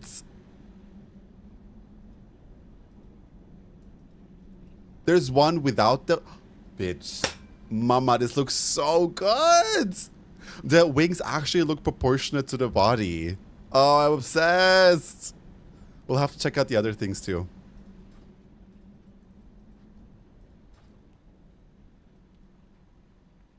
Hi, Ray. It looks so good. Oh, wait, Neutronics, I saw your message earlier and I forgot to say something. You booked your 3rd Japan trip. Can you please adopt me and just like take me as like a, I don't know, grown-up son and take me with you to Japan? I've never been and I always wanted to go. You get it by either buying the Blizzcon ticket or you get it by buying the Blizzcon package. Yeah. It's a flying mount. Thank you, Groot. I'll fold you in a backpack, period. I'm very skinny, I can fit in. I might be 6'2", but I can fit into it. Promise. We're under attack.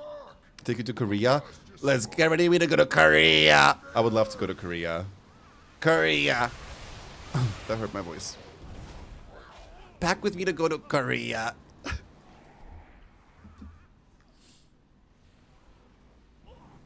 A bonus points if you get that reference. The BlizzCon bundle, like a virtual ticket? I'm not sure, Visra. I honestly have no idea. I think you could just buy it off the shop. I won't be here on Saturday, going to my first Pride event ever. Ooh! I love that. That sounds so fun. Which Pride are you going to? It's a late Pride. I thought Pride month is over. Yeah, South Korea. I'm assuming it's South Korea. Girl, please don't go to North Korea.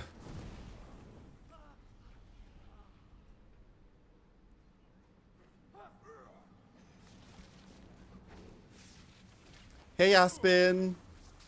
What dungeon is this? I've literally never seen it before. Right, Mr. Classic. Mr. Classic Boots up in here. Belfast Pride. I know it's super late, but from what I remember, Northern Ireland LGBT celebrates it in July due to the first one ever taking place in July 30 something years ago. Ah, got it. I love that. Well, I also know that Brighton Pride is like August. Well, 2 of my best friends, which are a couple, are there at the same time as us, and he told me he's going to ask her to marry him. In Japan. Oh. That is so cute. I want that. I want that. I'm so single. Bitch, me too. I have been going on dates though.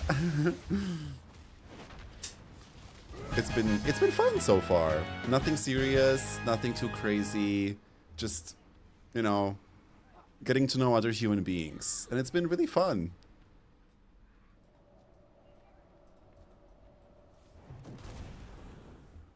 Dating after a long relationship is so weird, but at the same time, you feel way more grounded. You're a lot less nervous because you just like know what you're like, you know what you want.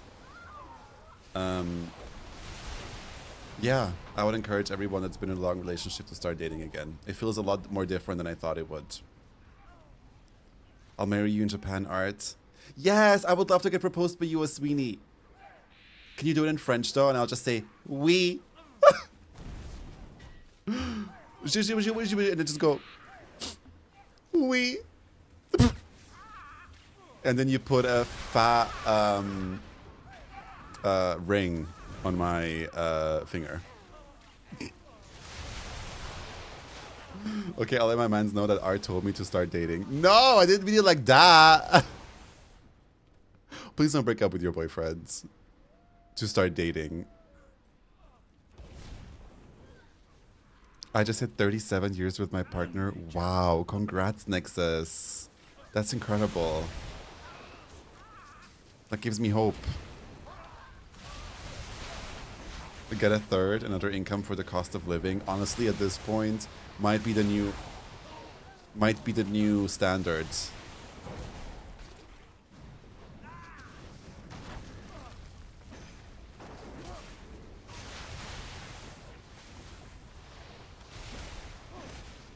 What's your secret to 37 years, if you mind sharing? Lapdog. You can buy the bundle separately this year. They have a WoW bundle, an Overwatch bundle, Diablo bundle, or you can buy the whole set. Got it. Amnesia. Imagine a healthy relationship. Communication, I believe it or not, ups and downs, more ups. Yeah, everyone says that. Communication.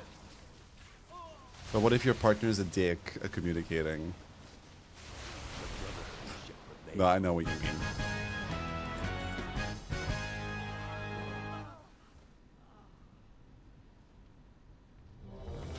No, I know. I'm just joking.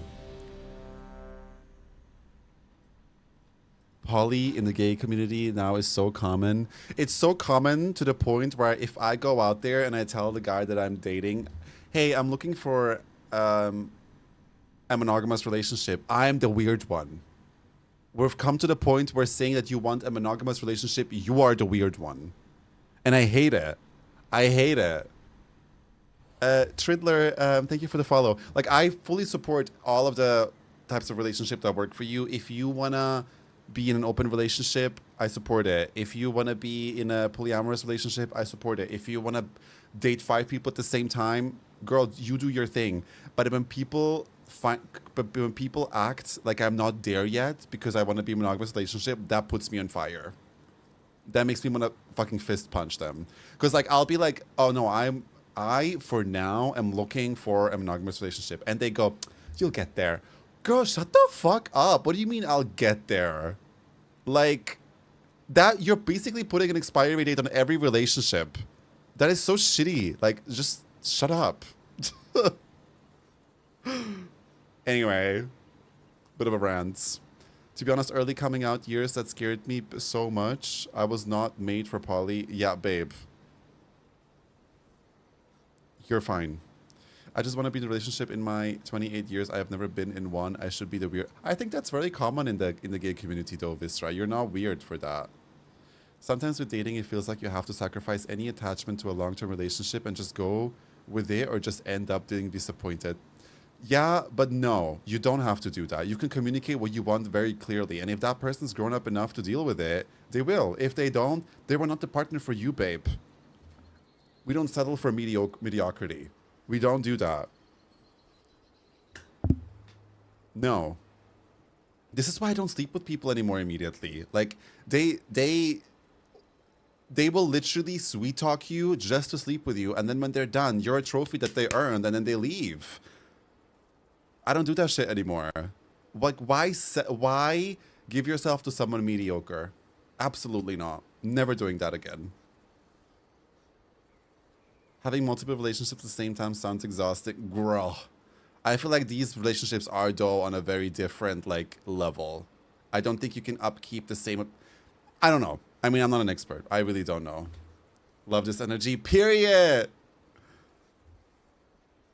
But hey, we've been together for over a year now. Congrats, Nature! Apparently, I was made for thirds, though. Apparently, I was made for thirds?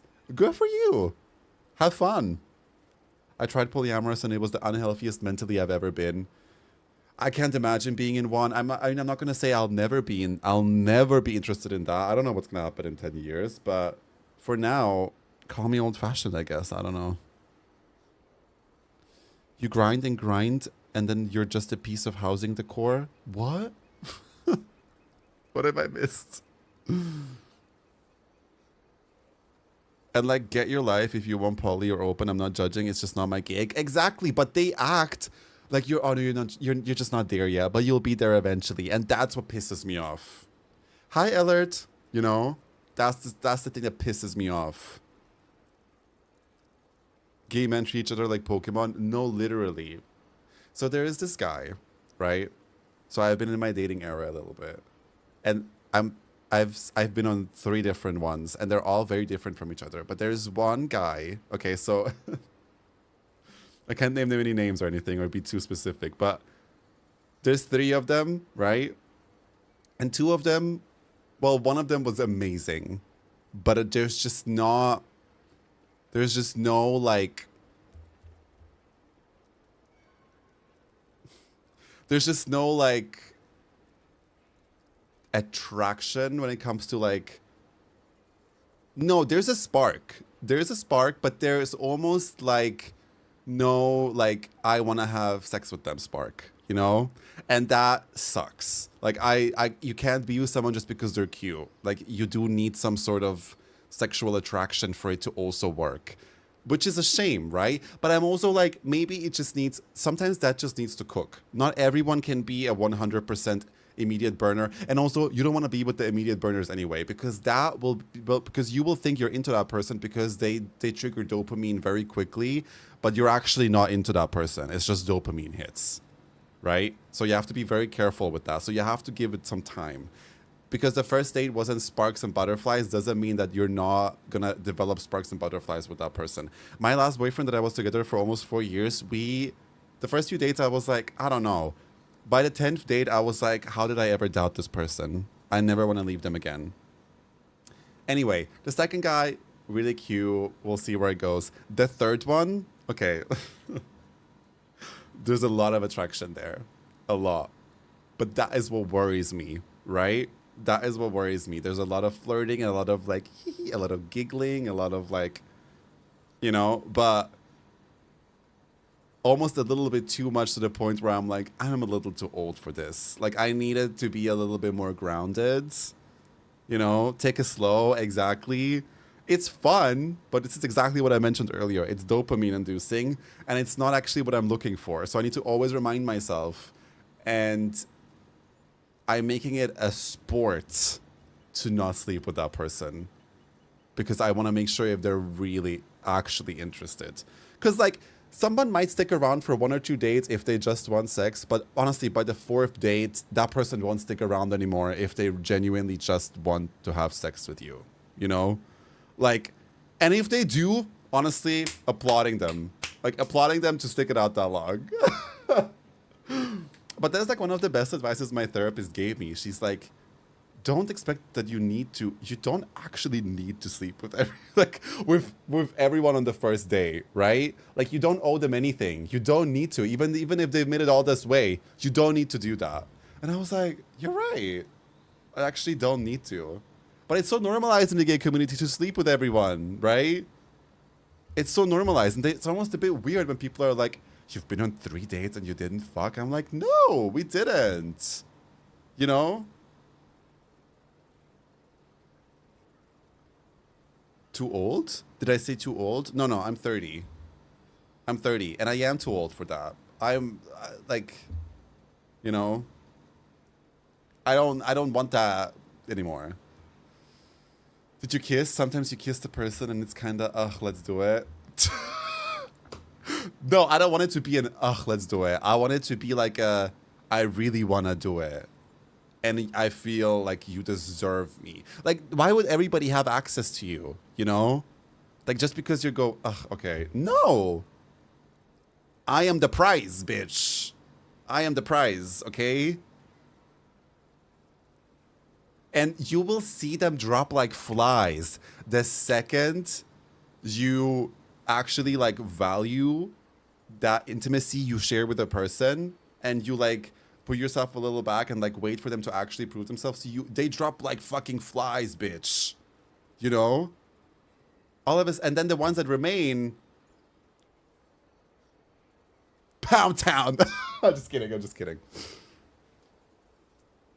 I'm the reward. You get afterwards if you gotta earn. Well, I'm not saying that I have to earn it too, right? I'm not saying that I'm the only prize. Like, it's a back and forth, but but people have normalized it, that that there's such an easy access to gay men, right? In between each other. They think it's all just easy access, but it's fucking not. It's not. But Lou, you have to think of yourself like that. You have to think of yourself like that. Like, if you make any person that meets you the center of your universe, they will leave you and you will feel like shit again. You're always the center of your universe. And then they're a passenger in your vehicle, right? I'm the driver and you can be a passenger, right? You're not driving. I'm driving. I was being serious. No.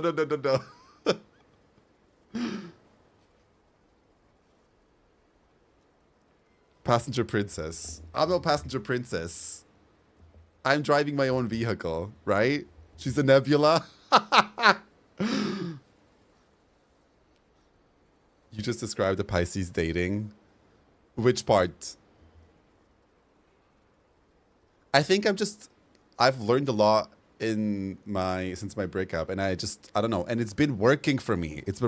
I actually find dating it really enjoyable right now, and I used to dread it. I'm an Aquarius. I used to dread it, right? I used to be like, oh God, no. All that emotional turmoil to people you barely know, and like boring conversations, and being left on red, and being ghosted, having to reject guys, having to get rejected. It's like, ugh, it's a lot. But now I'm like, with this new attitude that I'm going into it, I'm like, wait, this is actually kind of fun. Like, this is really fun. I'm actually also getting to meet people that are not necessarily going to end up being partners. I might not even sleep with them, or I might not even kiss them. I never touch them, but maybe they've like taught me something else, you know? Also, I have some friends that I'm really close friends with now that I went on dates with, but things never happened, or maybe something little happened. And now we're like best friends because we just realized that we have a different sort of connection to each other. And these are like, I value these friends so much. The highs you get is not worth the lows you get from meeting someone to sleep together, never to speak to them again, rinse and repeat. Exactly, girl. Exactly. It's warm, hot air. I don't do that shit anymore, you know? What are good questions to ask for a first date, in your opinion? It's not an interview, right? A date is not an interview. I think... I don't know. Like, I've been on dates where I will literally not even know on the second date what they do for work, or like the typical like basics, because we've just had so much banter and so much like connection, and we talked about like a million things, but somehow I don't even know what they're like do at their day job. Because honestly, let's be real, is the day job the most interesting thing about you? No, it's not. So like, I feel like that should happen naturally, you know? And then if there's something you're interested in, obviously ask it. But I also am not a fan of people being like, so what is your 10-year plan? What are you hoping to achieve? And bitch, is this an interview? Like, no, that's not how human connection works, in my opinion, you know? So I hate those like dating videos where it's like, here's what to ask to know if your partner is really... Bitch, you just met that person. Get to know them, you know? Just have a human conversation. Thanks, Sweeney. Personally, when I was young, I thought it would be normal if I slept at the first date. Now I know that it's my thing and I have to respect my rhythm. It's not my thing. I don't know why if I can say this like that. And when a man wants things go too fast, no thanks. I want to build something. That's fair. But also, I just want to make it very clear. If you want to sleep with someone in the first date, babe, go for it. I'm not innocent either. I'm just saying that's a new development in my dating life, right? Sex is nothing evil. Like, you're allowed to have sex with someone immediately.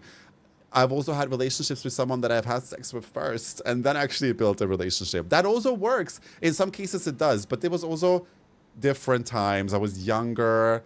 You know, it wasn't about how was his relationship with his mother. It was about, does he have pretty eyes? You know, like... So what is your star sign and ascendant?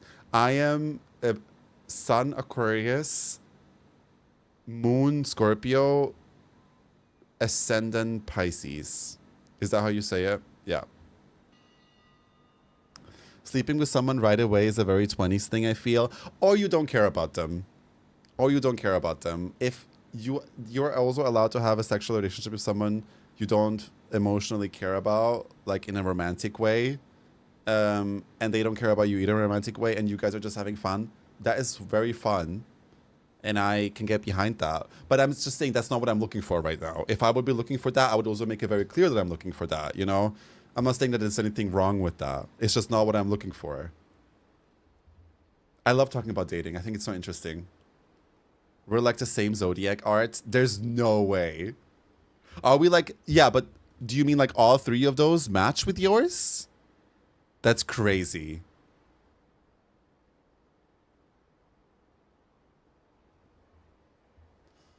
See, I'm over dating right now. The last person I was seeing casually, I told them before anything happened, I need to take things slow. I'm still broken from my last relationship, and I swear they kept trying to go full force into a relationship. Sadly, girl, see, but that person just didn't respect your boundaries. That person just didn't respect your boundaries. Like, I understand that you might feel bad that you guys don't talk anymore, but and like maybe now you would be ready to do something like that with them, but remind you that they didn't respect you in that moment already. You've made it very clear, babes. You could have been in a relationship with them now, and they wouldn't respect other things that will then be worse because you're already building a life with that person, and you might even be living together. So like, it's good when people weed themselves out early. I think that's a blessing. Honestly, it's a blessing. Talking about partners and such with this song in the background sure is something.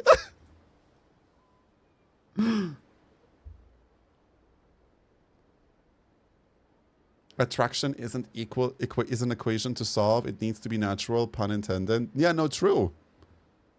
Pisces rising, yes. Yes, I'm a Pisces rising. Holy sun, discipline, rising, shadow, moon. Period. No, mine would be discipline, sun. Affliction rising, shadow moon. Hi taters. Hi my angel. We're talking about dating.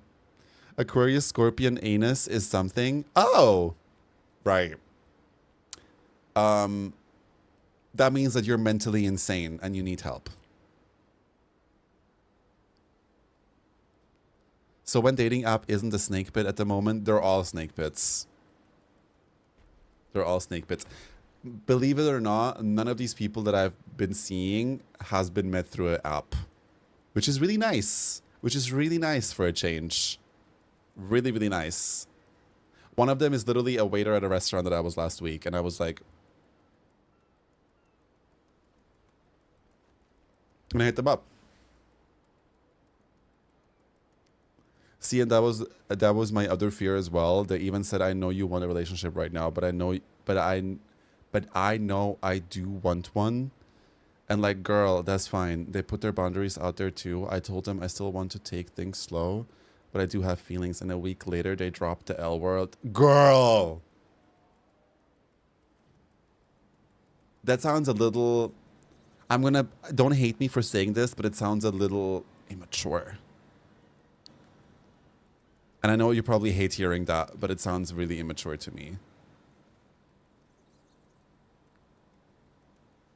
Same, Grayson. Aquarius, Scorpio rising, and Scorpio again were 75% compatible art, or is 75% not compatible. Depends on how you look at it. I'm a Pisces sun with a Capricorn moon. Okay, fierce. Can't wait for my date with art. By the way, babes, they finally confirmed my dates today. It's all fixed now. I'll be in LA a little earlier than Blizzcon, so whenever you're there, I can't wait. I cannot wait. Taking taters on a date. I feel like, I do feel like all my substantial relationships have been because of a touch of destiny, felicity, like the matches online don't hold up. They sometimes work, they sometimes don't, but there is something really nice about meeting someone organically, you know? Yeah. My cooch will swell, period. Dating sim stream. So lucky. Give her a kiss on the cheek for me. I absolutely will. Oh my god, I cannot wait. Are you crazy? I still can't believe that I'm going to see Staters in person. Like, I'm genuinely gagged. My ass will pulse. I'm more into you than taters. I don't know about that. I don't know about that. You had your chance. You saw me in London. You literally had your chance and you blew it.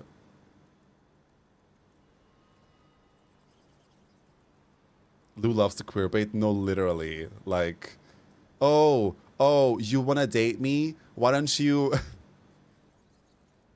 I'm going to shut up. Are we doing more dungeons, by the way? Sorry. I got sidetracked with the dating stuff. Baby, you got lucky 'cause you're a the best. Oh, let me quickly... Did I accept? I did. Let me quickly see if I have some upgrades in my bag. Oh, I do. Do I have some upgrades, girl? I had some slots that weren't even like...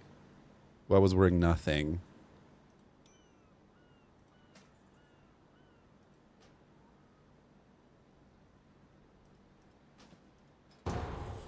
Also, Art, I created my first ever Haronier. Please guess the name.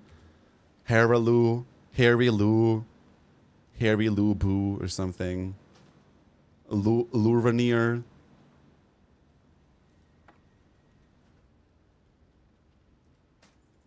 Pork lupine.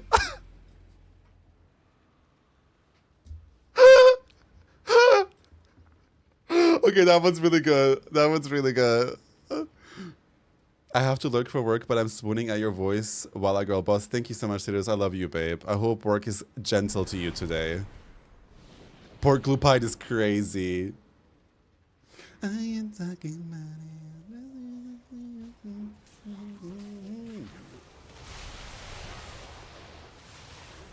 It's really cute. I know it's really cute. Even though I think a porcupine is not so cute. I'd like to keep it on. Please, no, don't remind me of trauma. Don't remind me of trauma like that.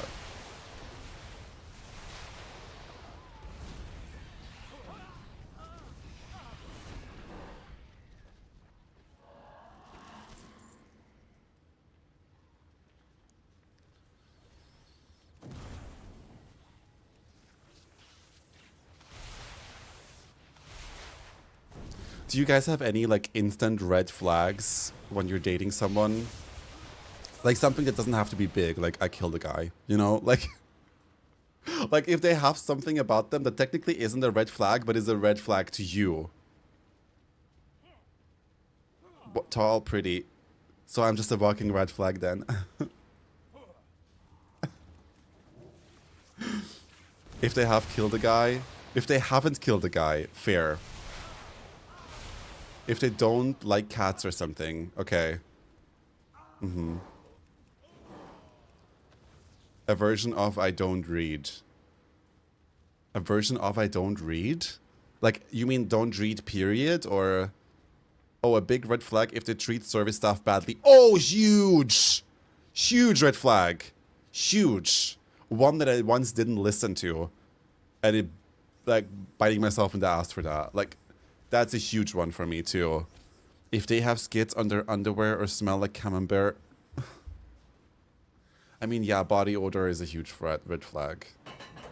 Especially on a first date. Smoking is very icky. Yeah, no, I agree. It's, like, really gross. Like, huge red flag.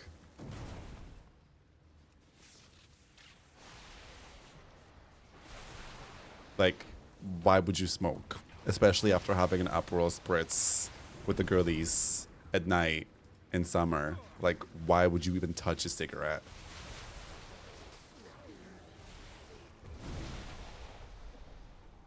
Shut up, Lou! I love traveling the world, only resorts. Ooh. That's a big red flag. Okay, interesting. If they try and make a joke, but the joke is making fun of someone. Yeah. Yeah, I know what you mean. I know what you mean. Like, mean girl vibe. I know what you mean. Oh, yeah. Not dealing with that at all. Or, like, judgmental, like a judgmental vibe. Where it's like, they don't judge you. Like, you fit their standard. But if we talk about anything else that isn't anything close to who they are, and they just go, I just don't get it. Like, I just don't get it like that. Like, I just get how you could do that and that. I'm just like, you seem really unfun. Like, you seem really unfun and, like, short-sighted. That is a huge red flag for me.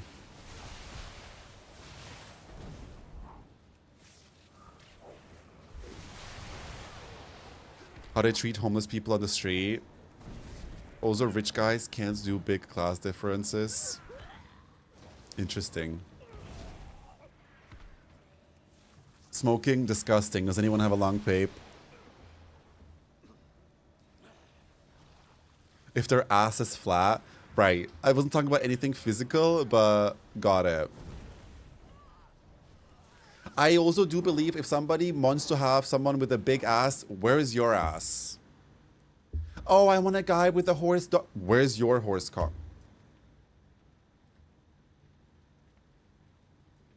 I want a guy that works out and has abs.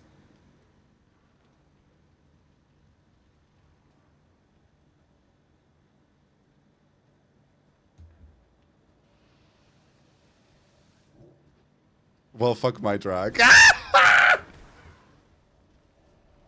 Visor!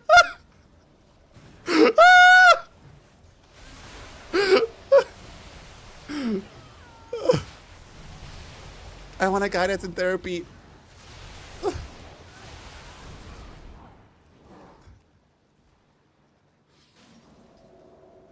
Please, can we have that as an emo? Which face? Clip it, and then we'll make it an emo. I keep my horse cock in my bedside drawer. I called it Kenneth to take the edge off and make it a little less intimidating. Didn't Hannah say that she thought you have a condition when she first saw it because it was so small? I don't know. I don't know. Something doesn't add up.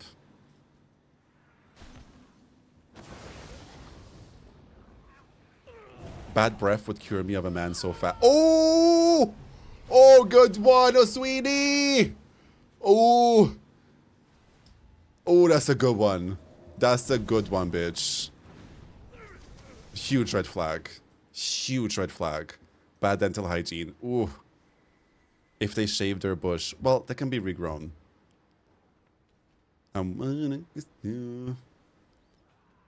I just remembered a huge one. Tell me, babe. Having to comment on everything? In what way? Because I'm a yapper. Yeah, it'd be like that. It is one time thing, or I will get murdered every time. If they can't communicate, oh yeah, I mean that is just, that is not a red flag, that is like just undateable period. Like, immediate no.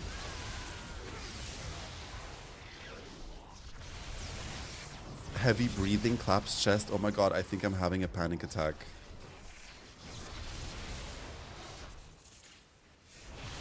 Right.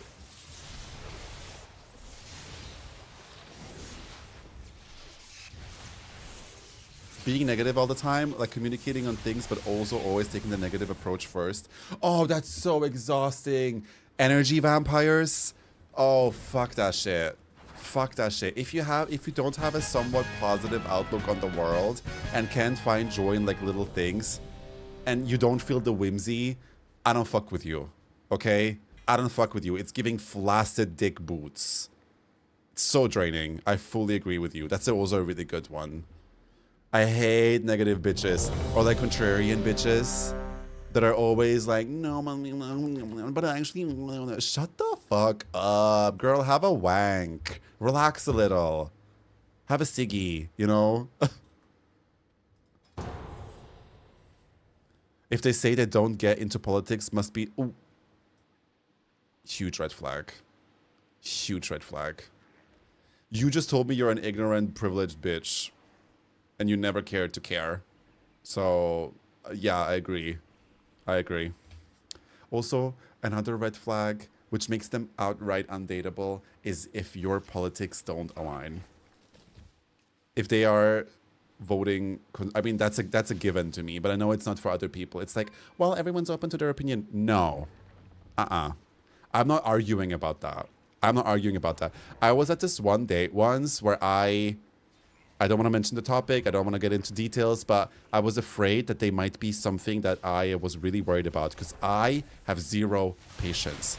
I will not talk it out to them. I will not negotiate with them. If they mention it, and if it's what I think they will say, I will literally get up on the spot and just leave. I am not having it. It is not my job to teach you or educate you or convince you. I am genuinely just leaving. Thank God it didn't turn out that way.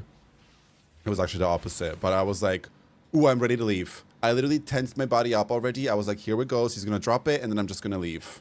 You know? They can have their opinion over there, not in my room. Oh, no, absolutely. Like, no, babe. There is no me and you anymore. I don't fuck with that. If they don't believe in skincare and don't think climate change is real. If they don't use sunscreen every single day, red flag.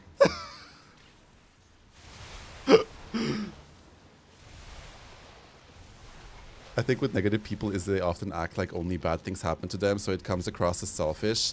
Yeah, and it's also just like depressing to be around. It's draining. They like suck your energy out. It's frustrating, you know? Also, it'll be exhausting to be around me because I get excited about everything. Like, really excited. So, you'll probably be annoyed with me anyway, so you shouldn't be with me.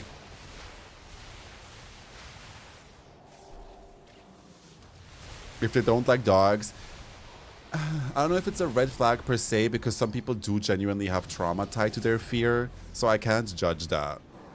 But if they just outright don't like dogs because they think they're like gross and smelly and nasty, I do think that's a little bit like, okay, I don't think you smell great from your butt either, so...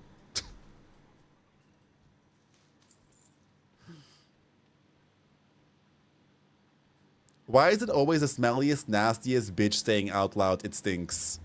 Have you tried looking into yourself? Have you tried, you know? Because you smell, bitch.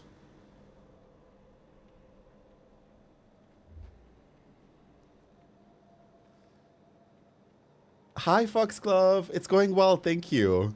How are you doing?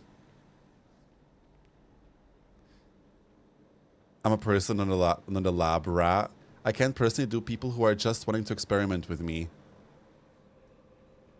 That sounds crazy. Yeah, like, why would you, like, no. Enjoy the gym, Grayson. Where is everybody again? I'm losing everybody again. How's WoW? It's great. We're doing some classic time walking. Well, I'm literally dying right now.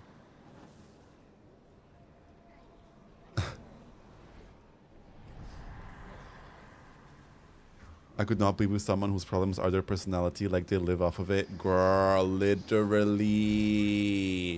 I sometimes catch myself being a little negative and I'm like, girl, let's stop that. Let's stop that. You're so boring to hang around right now. Like, let's fiercely stop that immediately. And when I say that, I don't mean like you're never allowed to complain. You're never allowed to share like your like struggles and stuff, but like time and place, you know. If my friend is dating a homophobic guy, she's low-key, oh, she is homophobic 100%. I have literally broke contact with a friend that I've been friends with for years, cold turkey, because she dated a guy and confirmed to me that he said something homophobic, and she tried to defend it. She's still with him until this day. I have cold turkey stopped that friendship with that person. I don't give a fuck. There is no space for that.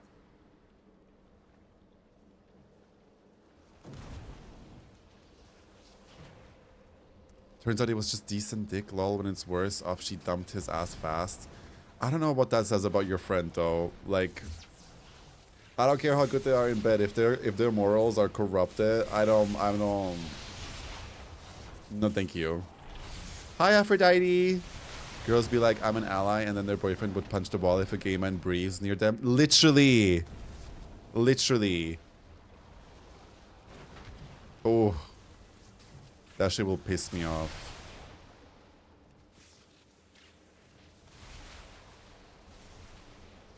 That's so crazy, Nature. That's absolutely insane.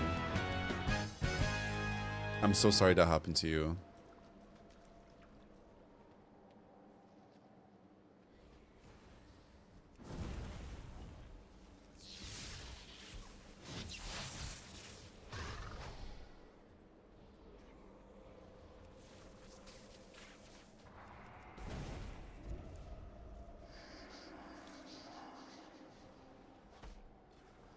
Yeah, she was lost as fuck after a string of bad experiences, so she made some bad decisions, but she's doing better. Okay. Well, I'm glad she's doing better then.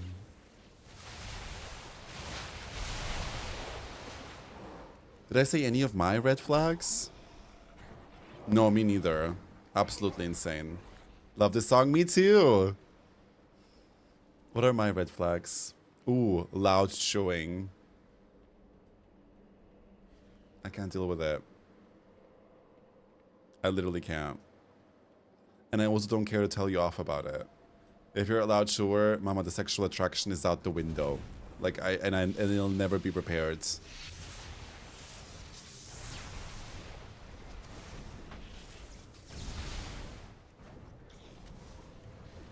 My red flag has to be eating fried chicken skin. That wasn't even fried chicken, it was dried chicken. Thank you, Till. Appreciate you. Hope to see you around again more. Don't fuck with any red flags, period. Red flag for me is trying to tell me what I can and cannot do, controlling behavior. Oh yeah, I mean, that is a huge red flag.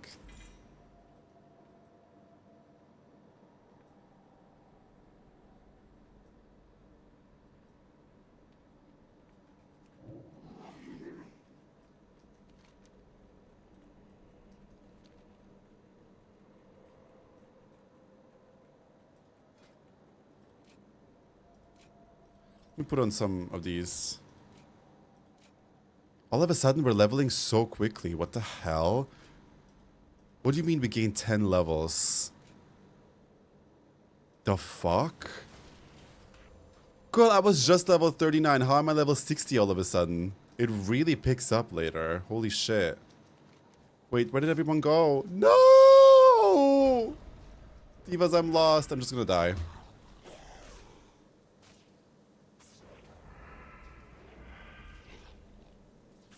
People who sit on the fence, red flag. I get it in certain situations, work, but I'm like, what do you mean you don't care, have an opinion? Who sit on the fence? Oh! Girl, I meant you meant physically sitting on fences. I was like, what? I was like, you know what? I get it. No, I support it, I guess. No, oh my god, that is so true though. I fully agree with you. When people are just like when everything is like irrelevant to them, I'm like, so do you experience thoughts? Do you have opinions? Do you have any sort of like what do you say that? Like, do you have any substance inside of you? Like anything? No, I fully agree. Oh my god, fully agree. Like, even if the opinion is not exactly my opinion, I want us to then, like, talk about it, you know? Challenge me. Sure. I hung with a guy with the one way he could have fun was drinking and being drunk. Yeah, that's a big no. That's a big no.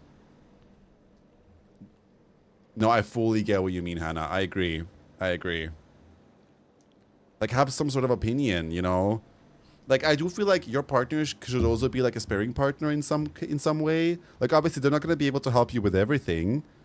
But you don't need to be an expert in a topic to listen to your problem and then maybe potentially give, like, an outlook or, like, an idea or, like, I don't know. But also, I don't like someone that's, like, too crazy about, like, problem solving where they think you're a project. Like, sometimes I just want to vent and I want you to sit down, nod, and keep quiet. And I'm gonna vent. And then once I'm done venting, we move on. Like, I don't need to be, you don't need to give me a solution and like treat it like I'm a project at work, you know? Like, sometimes you just need to vent. And then I would usually be like, no, I don't need your advice right now. I just want to vent, you know? I learned to do that as I always have the urge. I think that's just a thing that men do in general. They think they always have to solve every problem, but like, no. Like, sometimes you just need to listen and like, the problem solving is listening to your partner and letting them vent, you know? Why are you dead? Because my health decreased to 0%.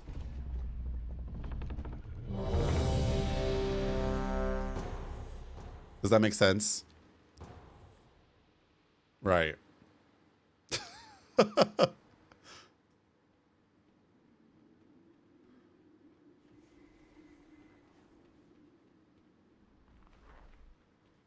Let them figure out the solution themselves, processing by venting. Yeah, and sometimes it doesn't need to be a solution. Sometimes it's genuinely just something that you want to get off your chest, like an annoying coworker, right? Like you hate that your coworker constantly says something that annoys you.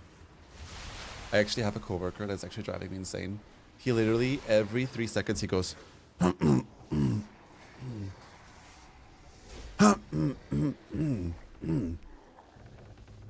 At one point, I was like, are you sick? And he goes, no, I just smoke a lot.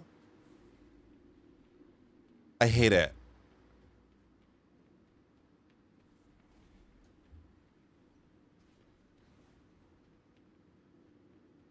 I don't think being impartial about some things is a bad thing. Having someone to ask, so what do you think about this? And you not knowing. No, like I said, that's fine. If you can't be an expert on every topic.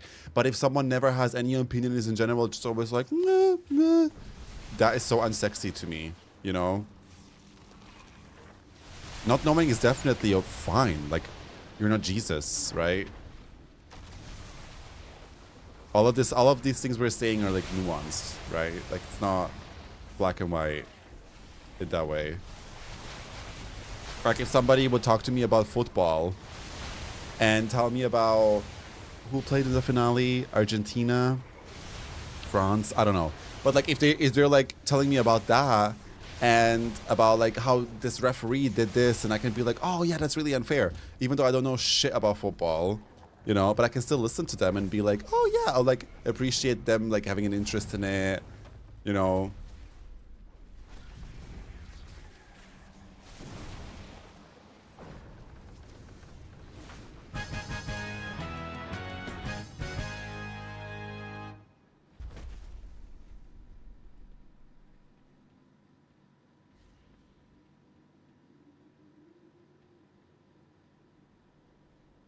Love people who want to learn. Green flag, huge. When they're actually interested in your little niche hobby and they keep asking questions to the point where you're like, wait, you actually really want to know how this works.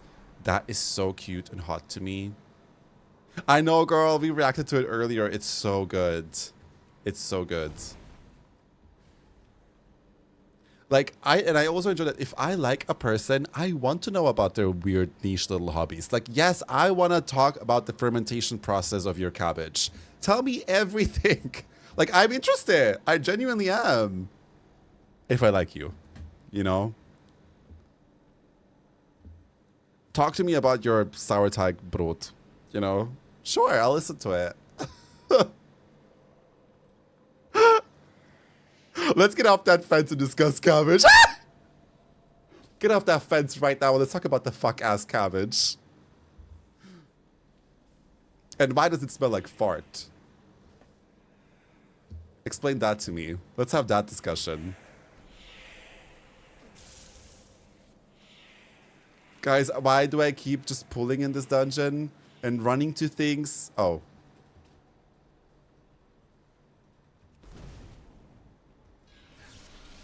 Du so, magst du dein Brot in meinem Ofen backen? Magst du dein Brot in meinem Ofen backen? Schön knusprig.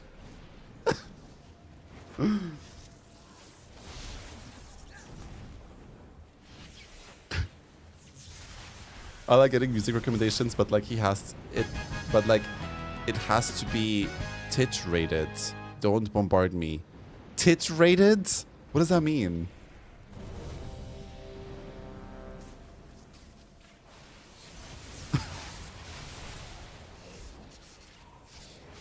Tit-rated. Tit-rated means like introduced slowly over a lack of time. I'm sorry, that's cracking me up. Why is it called tit-rated? I'm sorry, I'm a child. Like titrated? Is that how you say it?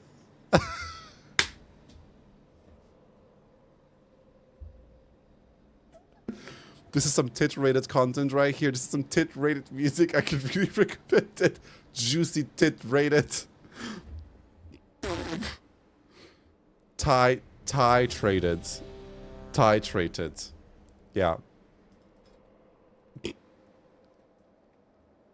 Never heard of that word before. Titrated. Right. Titrated. If it's titrated, why is it not written like that? Like, why is it literally say why does it literally say tit? But why gotta get blackout because it's a weekend? Being a drunk drinker is a red flag for me too. I know some people like that, like to do that recreationally, and it's fine for the most part. But why gotta get blackout because it's a weekend?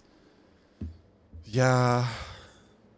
A partner that gets constantly blackout is exhausting. I agree. Get my tits rated? Yeah. Tit rated.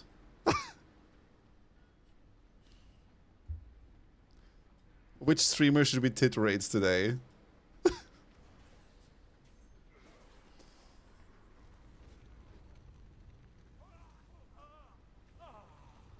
What's your favorite word for boobs, by the way? Mine's boobs. Hey, big for your head. I love the word boobs. It sounds so cute. Boobs. Breasticles. Bozongas. Boop boop. I like boobs. I just like boobs. Heavy milkers. Depth. The depth. Jugs. Boba. Boba. Chi-chis. Titten. Oh, I love titten. In German, it's titten. I love that word. German, the red flag German word for it is Brüste. What do you mean Brüste? Eee, that sounds so gross. Like, just say titten. I hate the word Brüste. I like tutar. It's Swedish word for boobs. Sounds fierce. Yeah, Brüste is red flag, babe. In shots, red flag.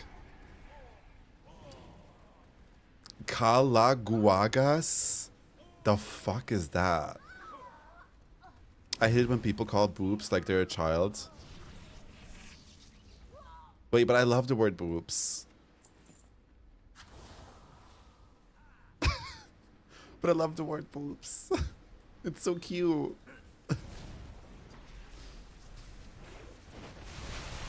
So you would just have some crazy word for boobs. Oh, you mean in Croatian? Okay, yeah, got it. Lovely jublies, jubblies. Is it like a British thing I've never heard of before? I've never heard of that word context. Jubblies. That sounds crazy. Jubblies is cracking me up right now. It sounds like a... Jubblies sounds like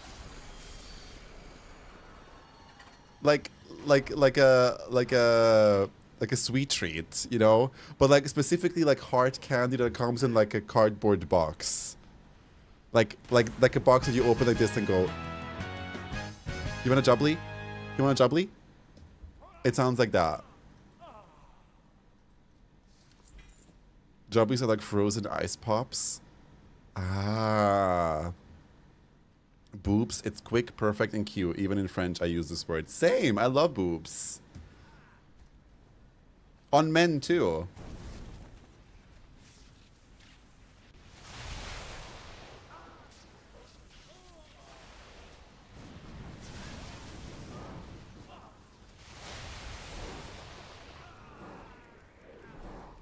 But people say that for boobs, too. My bosom. That sounds so weird to me. Like, what is a bosom? Is that like a nice way of saying it?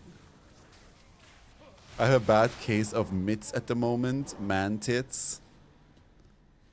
Did you hit the gym? You said you were gonna hit the gym. You're back really quickly. How did that gym go, Lou? I did hit the gym. Right. She hit the gym, she took a breath of gym air, and she left.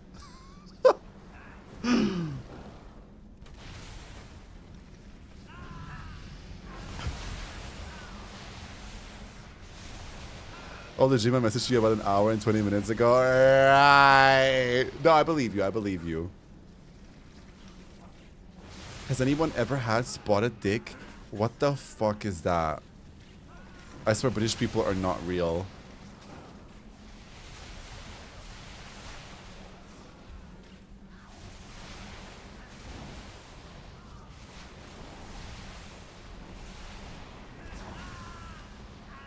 No! Not Marga Stefani.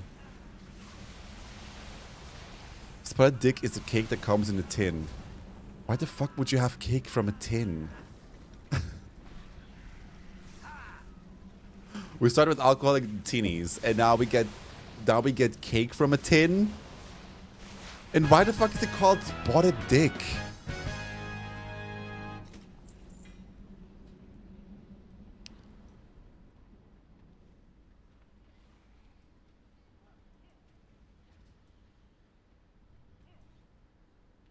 Me as a kid at the beach spotting like balls fall out of men's swim shorts because they just don't give a fuck enough to hide them. Spotted dick! Put some respect on pre-made tin steamed pudding.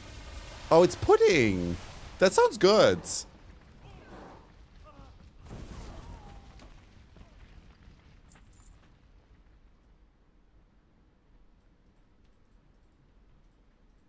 To protect the rest of Europe from our food? Probably.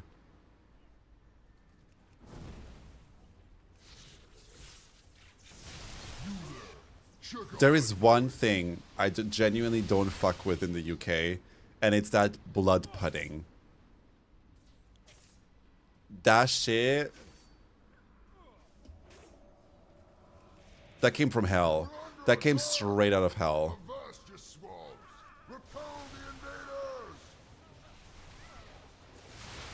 Sorry, please do not. No, I get sick of the thought. Is Mia also Maga? What? Really? I'm gonna have to look that up, but I'm gonna believe you for now. Guilty until proven wrong. Oh yeah?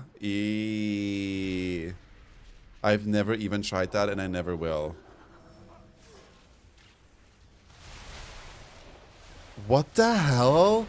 That's crazy. She literally sells foil hats. Shut the... Is she like a 5G-er? Girl.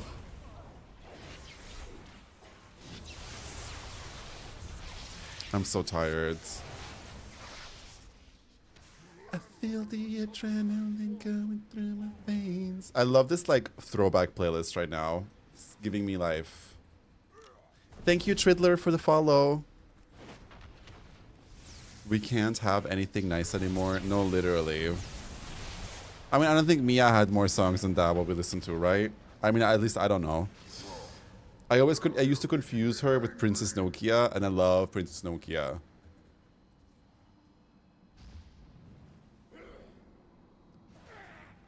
Are you guys playing any other games right now? Oh, by the way, did we say yes to Resident Evil on Saturday? Or should we do like a poll?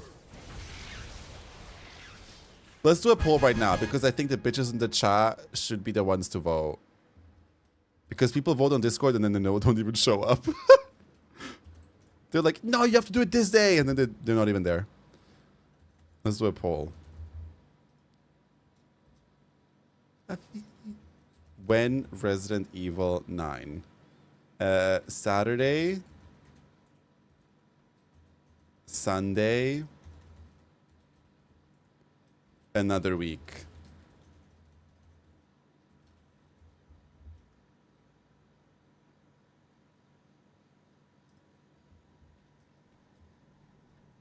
Oh shit. Oh, I made it last 10 minutes.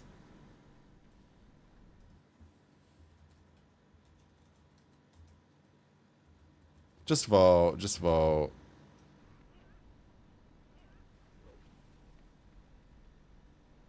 Just vote, just vote, just vote. Nina. Nina. Nina. Nina. Yeah, Vestor is checking. Vestor is actually checking who's voting. Nina. Would you ever play a game like Dragon Age Veilguard? I played the newest Dragon Age once on stream, but I did it like one stream and then I got a little bored, unfortunately.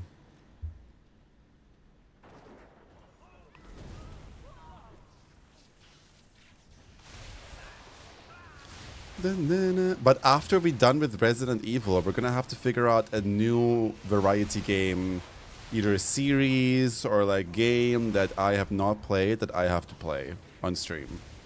We'll do a collection of games, and then we'll do a fierce vote.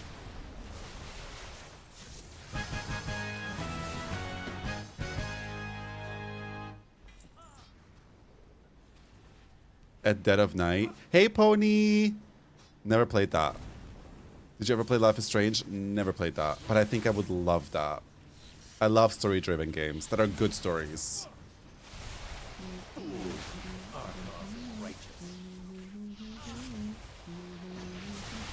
Vote, vote, vote. Vote. Vote. Vote. For the people that are not listening to audio.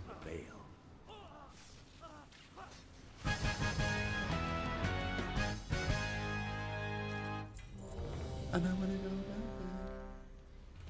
Because people were like, last time people were like, when are you playing it? When are you playing it? So I want to make sure I actually now announce a day. But I'll be uploading the VODs anyway. My vote is whenever you want, Diva. I struggle so much with stuff like that because I'm like, I don't know what I want. I would play right now. But that would be unfair because I promised people that I'm going to announce it before I play it. Oh, not this dungeon, by the way. Ugh. Yeah, girl, we level so quickly. I'm level 66. It was so slow at the beginning. That is crazy.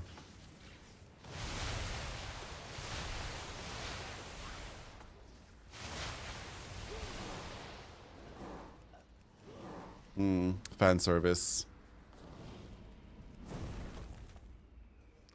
Repeat me. I'll go with Saturday. That seems to be what everyone else wants to do. Really? Whoa, yeah. Not a single person voted for Sunday. That's crazy. I'm so excited to play Resident Evil 9. It's the last one we're playing, by the way. Until Code Veronica comes out.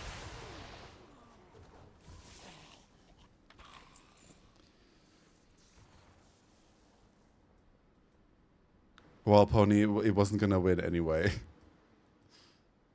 But only 20 people voted. There's 113 people in the chat. Vote! Vote! Vote! The poll is on the top of the chat, by the way. Nina. Nina. Nina. We have to add new sound bits to the stream. It's been a while since we've had sound bits. Maybe I'll add that one that Destiny uses, where people play like crazy fart sounds. Nina. Nina. Just vote. Just vote. Just vote. Nina. I love this song. Nina. Nina. Oh shit, we wanted to watch the Platinum video. Why is no one reminding me? Should we still watch it? We're like so past that topic now, though. You did? Oh my god, I'm so sorry, the Curane. I missed it. Ugh, the Curane. Cutie, I'm so sorry. I feel bad. I'm like, why is no one reminding me? You literally reminded me twice. I've been waiting for you to what? No, I feel so bad. Guys, I have ADHD. I forget things I said 3 seconds ago, especially when I'm streaming. Same, I love this song. I'm like, love it. So good. I'm so sorry. I feel so bad. I genuinely forgot. We're watching it straight after this dungeon, okay? Otherwise, I don't know, jail.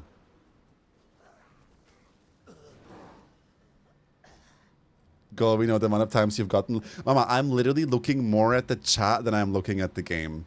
You notice it. This way I'm looking at the game and I'm constantly looking at chat. I tried to read every message. I did. You sent it to me. I checked it out. I'm very excited, Lou.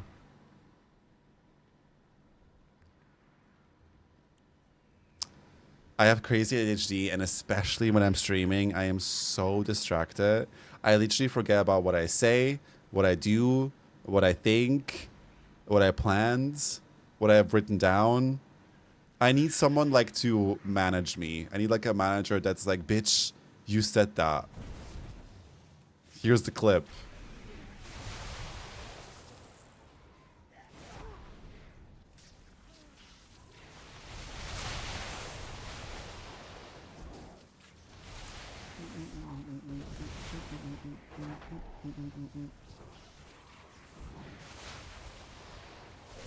If you're a regular in my chat, feel free to literally spam art, art, art, art, art. And then I'll be like, what? And then you tell me. If you're not a regular and you do that, side-eye. What, Lou?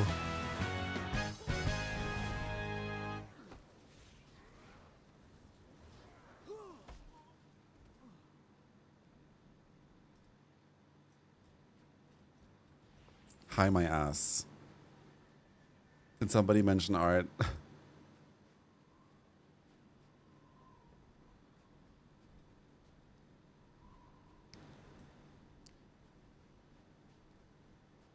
Vote. The vote is still up, guys. The poll is still up. It's in the top of the chat.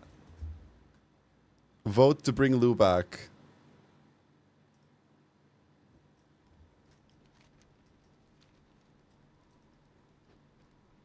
No, same, Melly. Same.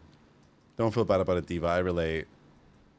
I am bi in Cyberpunk now. I was skipping dialogue and suddenly I was kissing and making out with a guy. Oh! Maybe I should play Cyberpunk next. Ah! Just for science, if I ever did an IRL stream, what would you guys have me do?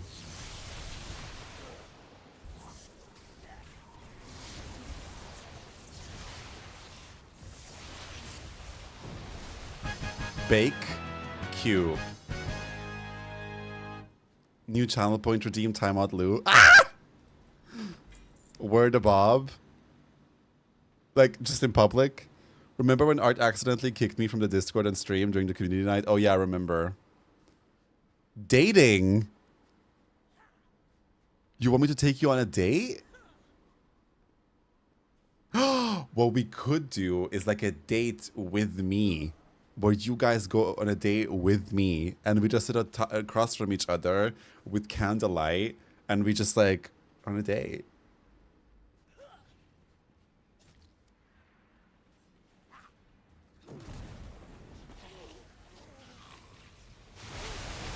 Everyone gets 5 minutes. Ah!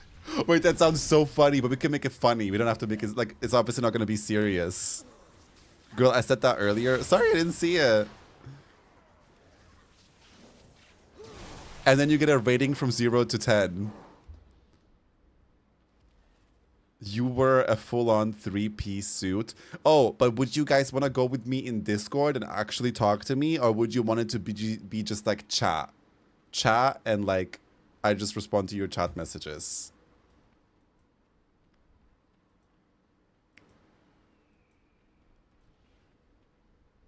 Camera on? Okay, Lou, let's relax. Discord?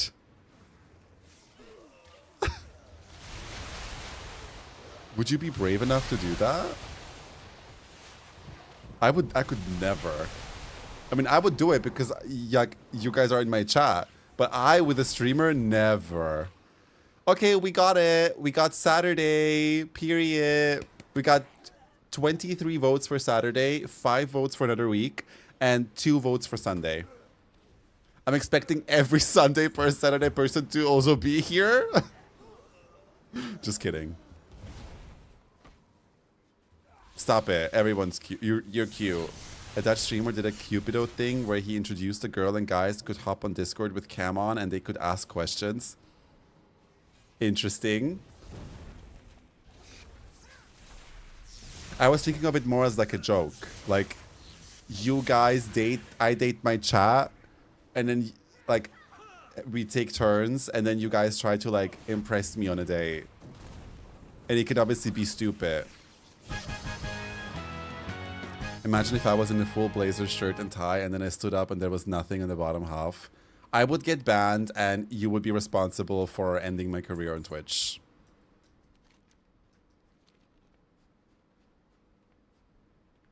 No, but like, it doesn't mean to impress. It just means like, no, impress is the wrong word, but like, I guess make it fun, you know? Never mind. I just know that like everybody checked out when I said that now. Because of performance anxiety.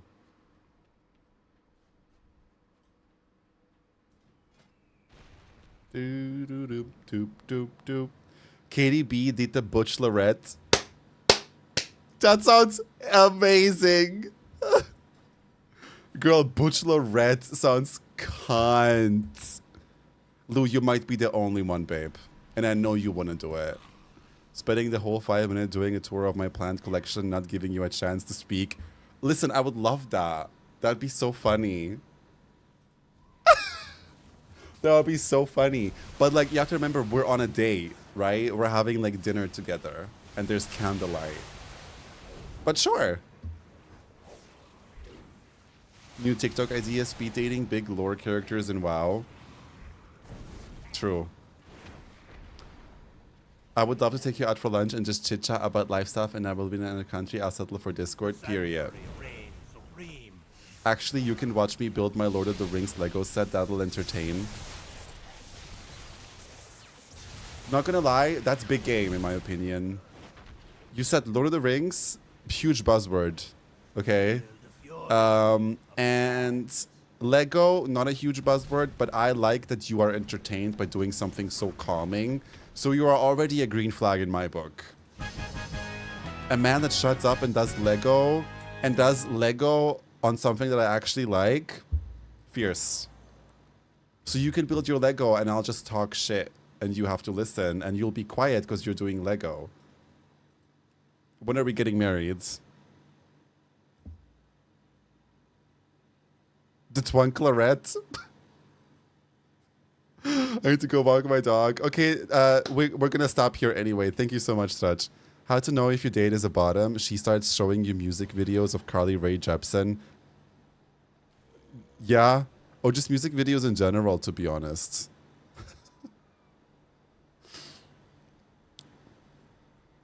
The idea of a man having a job and a hobby being the most attractive to me. No, literally. Oh my god, Rafi, you ate. Exactly.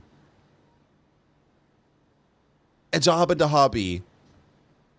The bar is so low at this point. Thank you, Touch. I appreciate you so much, babe. And thank you for tanking my confused ass.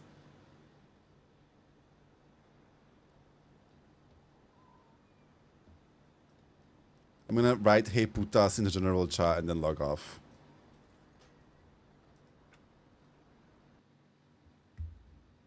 Oh my god, I can send you a Warhammer figure and we can both paint on cam. That sounds like such a cute date idea. Painting together? That sounds lovely.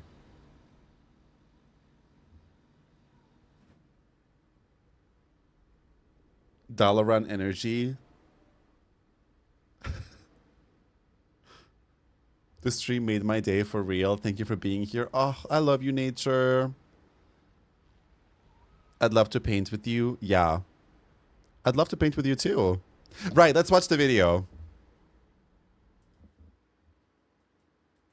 I think it's a bit longer, but we can skip through parts.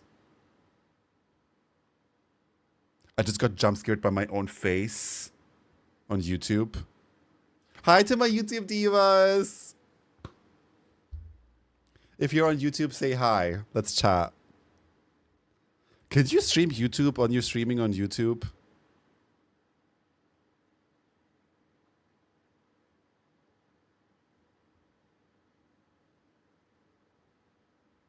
Girl, before I go on a date, I clear everything, as if I would waste my time dating a bottom. Girl, bye.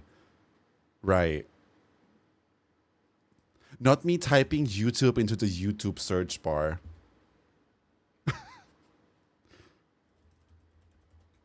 One day I'll end it all.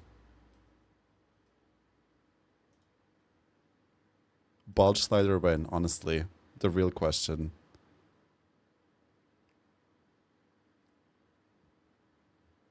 Puss Weaver? Well, yes. She's fierce. She's mother. Okay, found it. It is called The End of Warcraft. You think, oh, fierce clickbait, but it's not.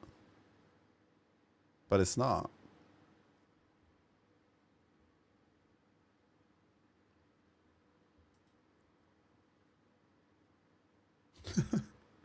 Is that Snowy Zoe? That's so cute. Oh yeah, I'll turn off the music. I just wasn't ready yet.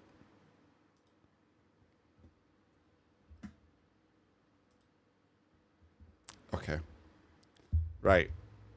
It's not clickbait, I promise. 13 years ago, one of the most brutal events in Warcraft Oh, it's also only 16 minutes. Easy. place during the peak of the faction conflict between the Horde and the Alliance in Mist of Pandaria. Garrosh Hellscream made sure to sow hatred between the two factions in the neutral city of Dalaran.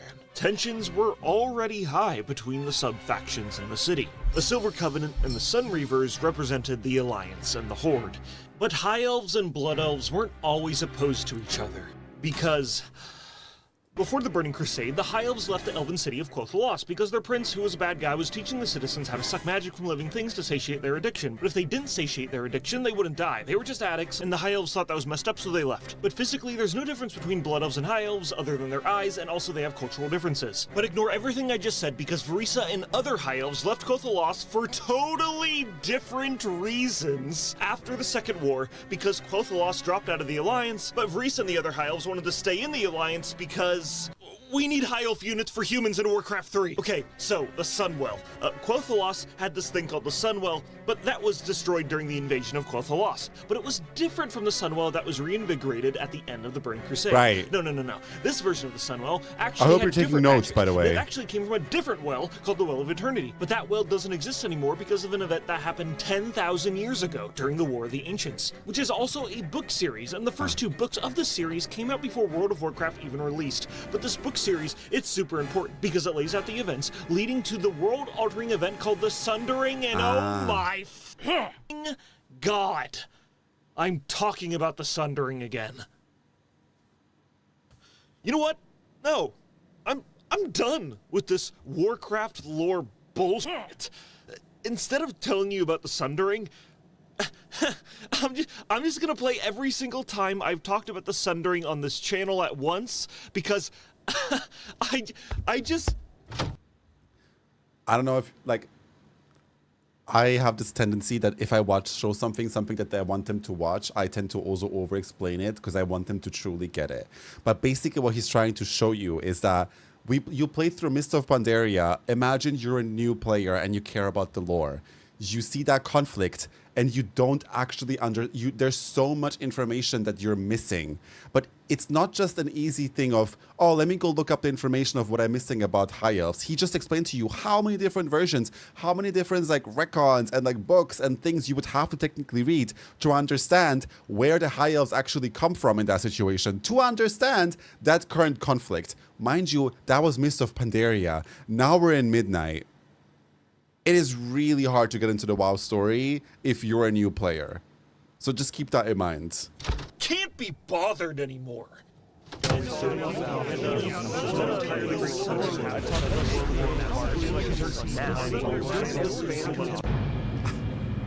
so good.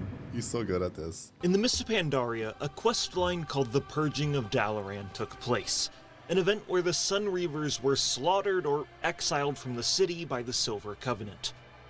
And it wasn't until midnight, 13 years later, that this storyline was revisited and met its conclusion.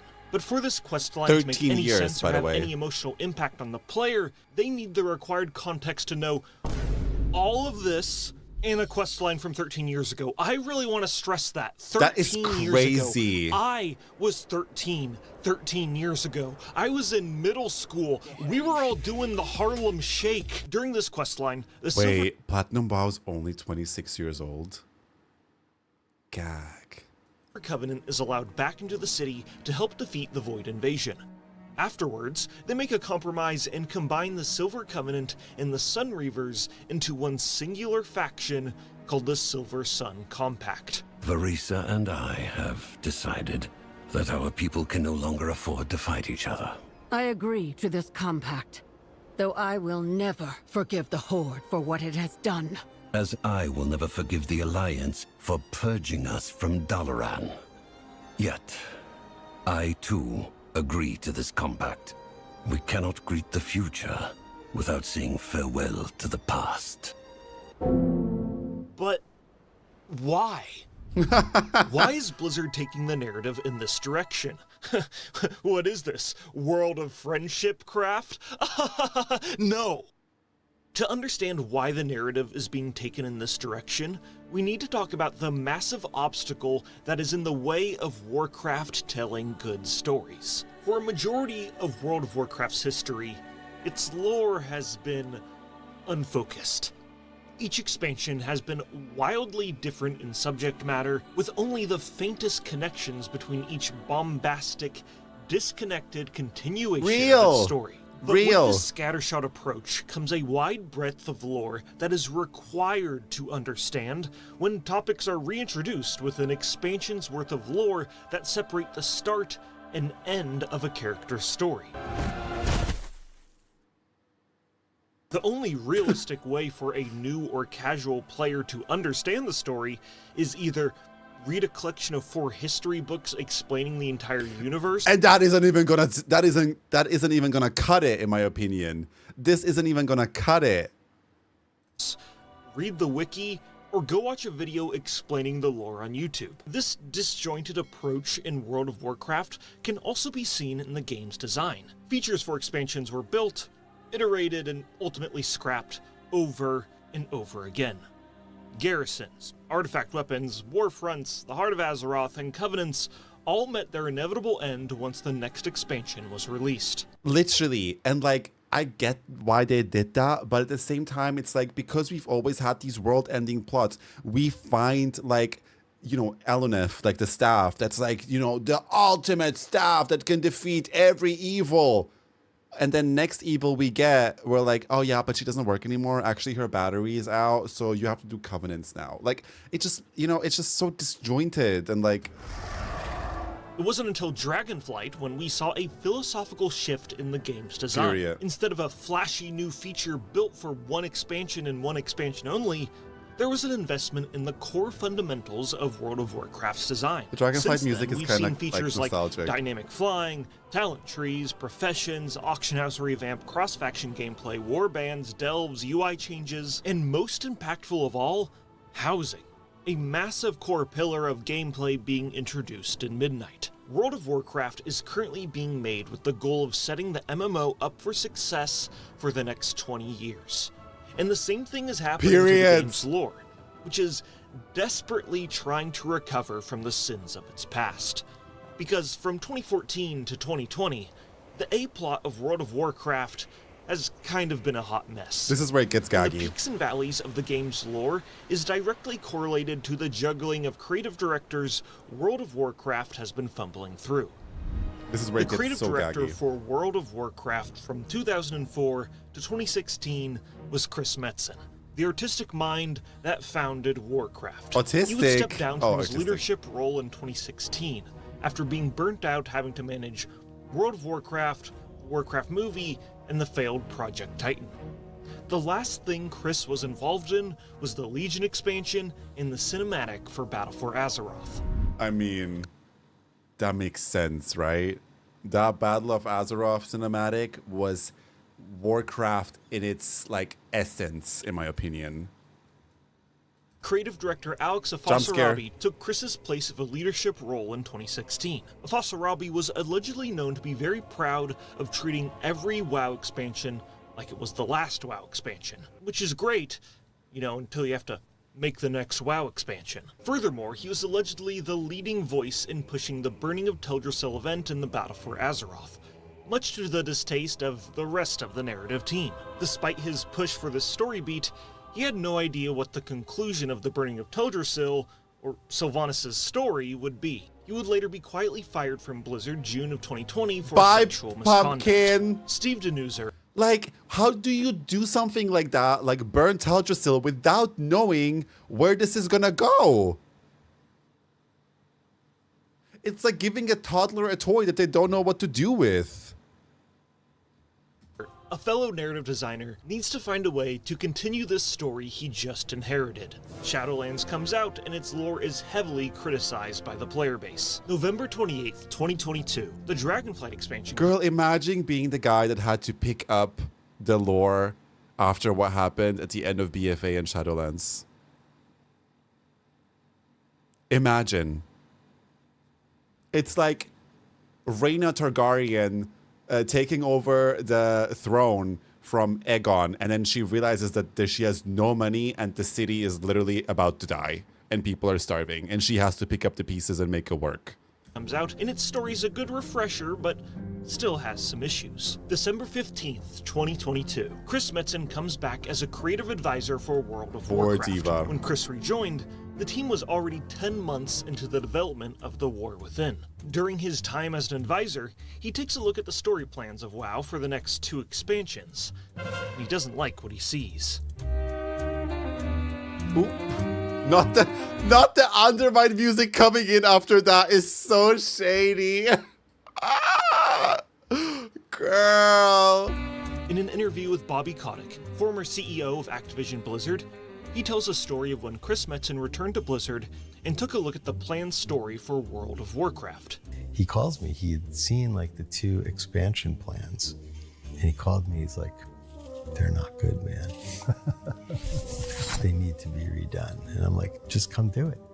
Like, you're the guy. Come do it." September 26th, 2022, Chris Metzen fully rejoins Blizzard as the executive creative director. Then in the fall of 2023, Steve Denuser quietly leaves Blizzard, stating that it was because of the work-from-home policy at Blizzard being restricted. This poor guy. I mean, yeah, he's responsible for Shadowlands and some of the stuff that happened, but like, he also didn't have it easy to pick up the story after the burning of Teldrassil. I do feel bad for him. And that he's looking for a change. Blizzcon 2023. Chris Metzen announces the World Soul Saga, a trilogy of expansions with a cohesive story that will not only close this chapter of the past 20 years of Warcraft's story, but set the universe up for the next 20 years. A storyline that in almost every way feels like the culmination of the first 20 years of our storytelling. A storyline provided we do our jobs, we do the thing that will vector us into the next 20 years of adventure. Yeah, okay, so here's my point with this. When he did that, I felt so hopeful for WoW. So far, I feel like they're not doing it, in my opinion. Like, he's overselling it a little bit. Like, he makes it sound like this epic story, and I'm just not getting that. I'm just not getting that. I don't know. I'm not invested. I'm not feeling like think of Shadowbringers Final Fantasy 14. That was epic, and I'm not getting that right now. But I think what he's actually saying is that they're tying up all these plots and finishing them so they can then set World of Warcraft up for success. He didn't say it's going to be incredible how they do it, you know? I think that's where he lost me a little bit. He had to oversell it. They needed to get hip hype again. Yeah, but it's also a wrong approach to promise something that isn't going to happen. But what in that, if you follow that argument, you're lying, because it like the way he sells it, it sounds like he's providing us a grand story. But what they're actually doing is they're tying up all these loose ends, like the High Elf storyline, to then be able to have a clean cut and go into a fresh story, you know?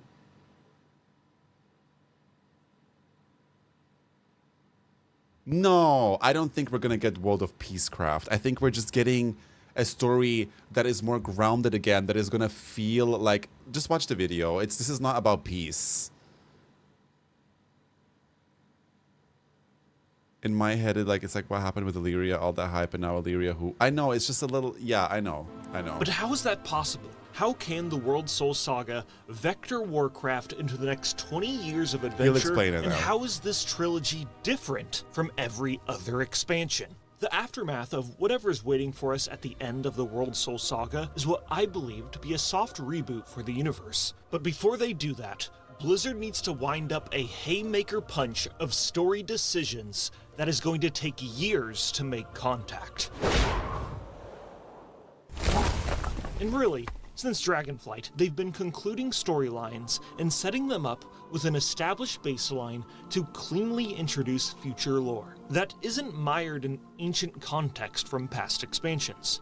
There's the reclamation of Gilneas, the retirement of Gen Greymane, and his daughter Tess becoming the new leader, the World Tree of Belemeth, Tyrande and Malfurion retiring, and Chandris being the new leader, Kalecgos reuniting the Blue Dragonflight, Magni not being Azeroth's speaker anymore, killing off Gallywix and establishing the Undermine Council, the Kirin Tor becoming a decentralized faction, finally establishing a connection between brokers and ethereals, addressing the true nature of the Shadowlands, uncovering the Tank conspiracy and their plans for Azeroth, introducing new characters like Dagran and Eretor, establishing new threats like the Arathi Empire, and probably the most important storyline is the reunification of elves and the creation of the Dawnwell.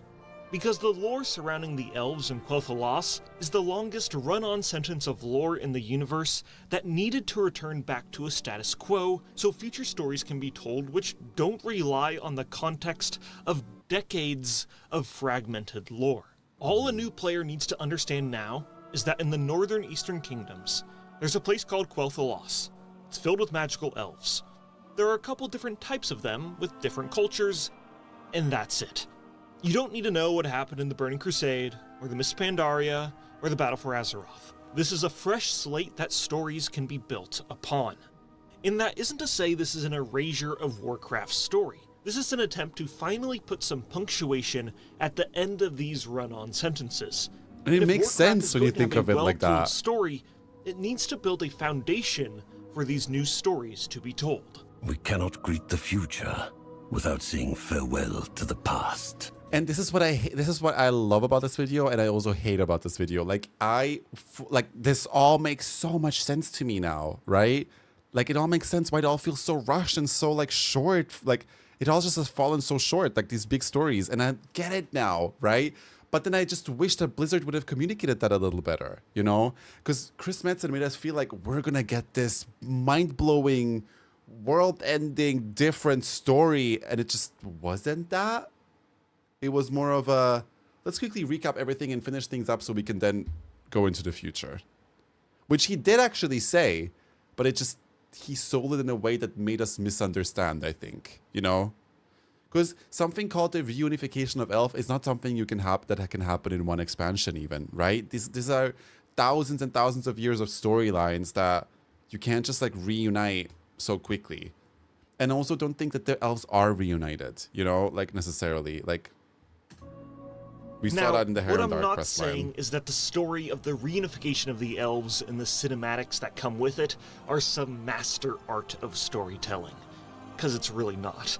What I'm saying is that from a holistic point of view, this shows that WoW's writers have diagnosed one of the major pain points for this legacy universe and are taking steps to rectify it, and that there's a clear long-term investment for the franchise, which can currently be seen in every facet of the game's design, from gameplay to story.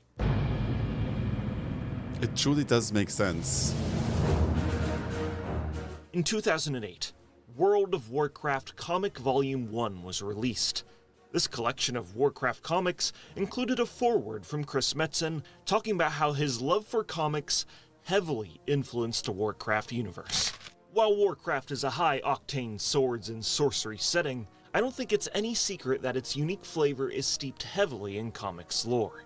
It's absolutely saturated by the colorful themes and motifs that continually play out in the complex yet glorious universes inhabited by our favorite spandex-clad heroes. I know. You might be wondering what magical broadswords and demon-forged fell reavers have to do with secret identities and skin-tight costumes. A few examples pop into mind. Chris goes on to talk about how Captain America was the inspiration for the vibe of Warcraft Paladins. Alex Ross's mythical renderings of Superman in Kingdom Come and Justice influenced the Draenei's heroic poses and animation sets.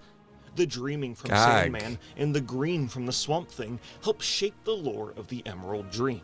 But the most impactful comic book inspiration for Warcraft was The Mighty Thor by Walt Simonson and Saul Buscema. He goes on to mention that the Burning Legion and Sargeras are just riffs off the demon Surtur and Muspelheim, and Thrall's Doomhammer is just heavily inspired by Mjolnir. Clearly. The very that got foundation me of though. I did Warcraft's not know lore that. is soaked in inspiration from comics, but the similarities between the two go even farther than that. Legacy comics develop into incredibly long-running mediums of storytelling. For these stories to be sustainable, they practically require resets for its story, or it will be suffocated in information that make them impossible to get into. For DC Universe, they implement entire resets to their universe frequently. For Marvel, they section off their long-running narrative in story arcs created by specific writers. When a new arc starts, it's typically a great opportunity for new readers to pick up the series. And that right there is what WoW is working towards. Wrapping up this disconnected story that has been told for 20 years and establish a new era. A new era unburdened by a suffocating amount of context so that good stories can be told. And in order to make this goal a reality, the World Soul Saga has awkward, ugly moments where it's trying to wrap up the remnants of legacy lore to set the universe up for success in the long term. And it's not perfect in the slightest, but it shows that Blizzard has diagnosed these major pain points with Warcraft's story and are taking major swings to help rectify them. My hope, our dear hope, is that you can see when it comes to WoW storytelling, we ain't screwing around. We are playing for all the marbles. We are working to establish a thundering heartbeat for this franchise. But Metzen, what about the sword and Silphus? Please, we're halfway through the saga. It hasn't been talked about at all. Anything? What was that? Right. Doesn't matter. Love this video. So good. So good. But like, this video brought me, ironically, so much peace about like WoW and its future, because it all makes so much sense now, right? Like, especially when he showed all these examples of like all these like plots finally finding like an end or like a conclusion, and then set all these characters up, introduce new characters. It sounds like a soft reboot of the story. Obviously not like hard reboot like DC does it, where the characters don't remember what they did before, but like a reset. And I've seen that like in anime, I've seen that in so many other stories. And I do feel like after over 20 years of WoW, it does make sense to do that without like erasing its identity, because it's also not about erasing the identity and doing something completely different. It is more just about like coming to an end where you can build heartfelt and good grounded stories that you understand, or you don't need context from 16 years ago. Oh my god, Queer Engineer, thank you so much for the 5 gifted. Oh my god, that's so generous. I appreciate it. Thank you so much. How have you been? Like, this is so good. I know, Cabbage, we've talked about it. We've already looked at them, but thank you. Isn't this video amazing? What do you guys think? Did you like it? Did you enjoy it? I loved it. I love this video so much. I feel like it makes me so hopeful as a WoW player. And it makes sense that some of these stories now feel a little bit like, you know, like short. They've fallen a bit short. They're a little bit flat. You know, I get it. But I also feel like they just need to be a little more careful with their wording sometimes. I just think that him saying reunification of elves, unless I'm proven wrong by the end of midnight, right now is just way too much of an exaggeration for what this expansion is about. You know, like, because people will eat whatever Chris Metzen says, right? I was doing it and I was like, oh my God, like this is gonna be my expansion, this is gonna be my thing. And that's not actually what's happening, or like kinda is. So I feel like they have to be very, very careful with how they word things. They don't have an easy job. Don't get me wrong. They really don't have an easy job. Like, I'm not saying that that's easy, but yeah. I've been playing for 18 years and I'm still lost in some part of the lore, and I'm a lore. Yeah, totally, Sibs. I agree. And also in the sense that, like, for the future of WoW's health and like a player base, it's really, really daunting to get into the game if you like care about the lore and care about like the world and like, because that's ultimately what an MMO is about. I know if you only care about M+, you're gonna have a good time, but we have to remember that it's already really hard to get into an MMO, that it's extra hard to get into the end game of an MMO.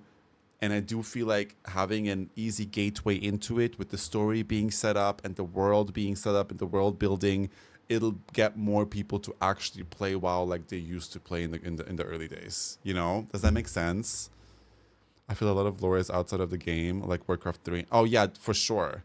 And I think there's still room for that, right? Like, stories can still be told outside of the game because the Warcraft universe is huge, but the stories that are shown to us in game can literally not be understood fully unless you've played something that happened 16 years ago.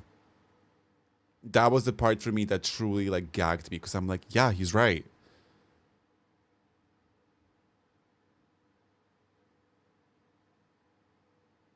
Oh, they updated the Steam wishlist today. You can make a list in there now and copy paste the link into the list, and then people can buy the games as a gift, even if not friended to you. It's like an Amazon throne. Oh, that's cute.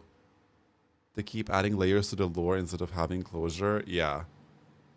If you like WoW lore, there's another YouTube lore guy who's really good at, called Zax. He talks more about the story in depth regarding the future of the story in general. Ah, okay. Got it. No. This is about the lore, Azure. This is about the lore, not about the character. I'm good, just working from LA this week. Reminded of why I moved away. How about you? Thank you for not giving up on our WoW. There are issues. Nothing is perfect, but people just throw away all of the good hate on WoW, and then it becomes... Oh yeah, absolutely. No, don't worry about it. I hate that too, Cringineer. I fully agree with you. I'm actually gonna be in LA for BlizzCon. Are you going to BlizzCon too? I enjoyed the lore walking. I wish there was more lore walking. I need to do lore walking. Also, hi Griever. I still need to do lore walking. I haven't done a single lore walking quest. We should do that next. Maybe we could do that on Sunday. Saturday we do Resident Evil, and then Sunday. Also, I love this transmog of this war again. What the hell? We could do Saturday Resident Evil, and then Sunday we could do some lore walking. Especially like the elven ones. There's troll lore walking. I don't know. I haven't done a single one. It would be better to have side stories in books, like something extra. Yeah. I think they did understand that now. And like reading the last book that came out was definitely very side story vibes. Like you did not need to read that to understand what's going on. And I think that's good. But so like the part that I don't get now, especially after watching that video, that whole Heronir thing that happened still confuses me, and it's still just so questionable. That choice is so questionable. It almost feels like they're trying to reset a mistake that they did before Metzen arrived. So maybe they're not trying to cause confusion on purpose, to then ultimately give us like a clear up. I don't know. It's just a little strange to me. Heading back to New Mexico on Saturday. Is BlizzCon not in Anaheim? Oh, yeah, it is. Is that not in LA? Is Anaheim not part of LA? Anyway, I'm glad you guys watched this with me. I think this was really fun. I enjoyed that. We can do that more in the future. Not even close. Oh, because I'm flying to LA and then I'm going to LA and then I'm going to Anaheim. Oops. It is on paper, but not in so-called traffic. How long does it take to get from LA, West Hollywood to Anaheim Convention Center?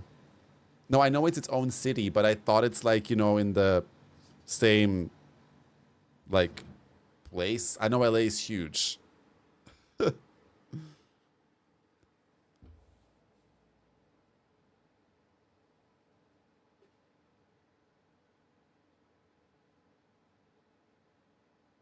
It can take as long as it takes. Traffic there is crazy. I see. I will rewatch the video since I was in and out of the room, but thanks for the reminder. Of course. It could be an hour. Oh, that's not too bad. An hour? That's not too bad. I'm probably gonna take a car anyway. What was the name? I mean, I think I have to, right? There's no other option. The name is The End of Warcraft by Platinum WoW. It's only 25 miles. So that's like a 30-minute to an hour. That's not bad at all. I'm staying in Koreatown right now, like 10 minutes from West Hollywood, and it would take about an hour. Okay. An hour is honestly fine. I now thought it's going to be like 3. But I will actually be in LA because I'm going a little earlier and I'll be there for a few days, and then I'm going to go to Anaheim. Work. Fierce. That was so fun. Loved it. I will have to end my stream here for today. It's been longer than I expected anyway. Once with the weekend one, so my parents don't get shocked with the screaming. Oh, your parents listen to my stream? I do not recommend that. I do not recommend that.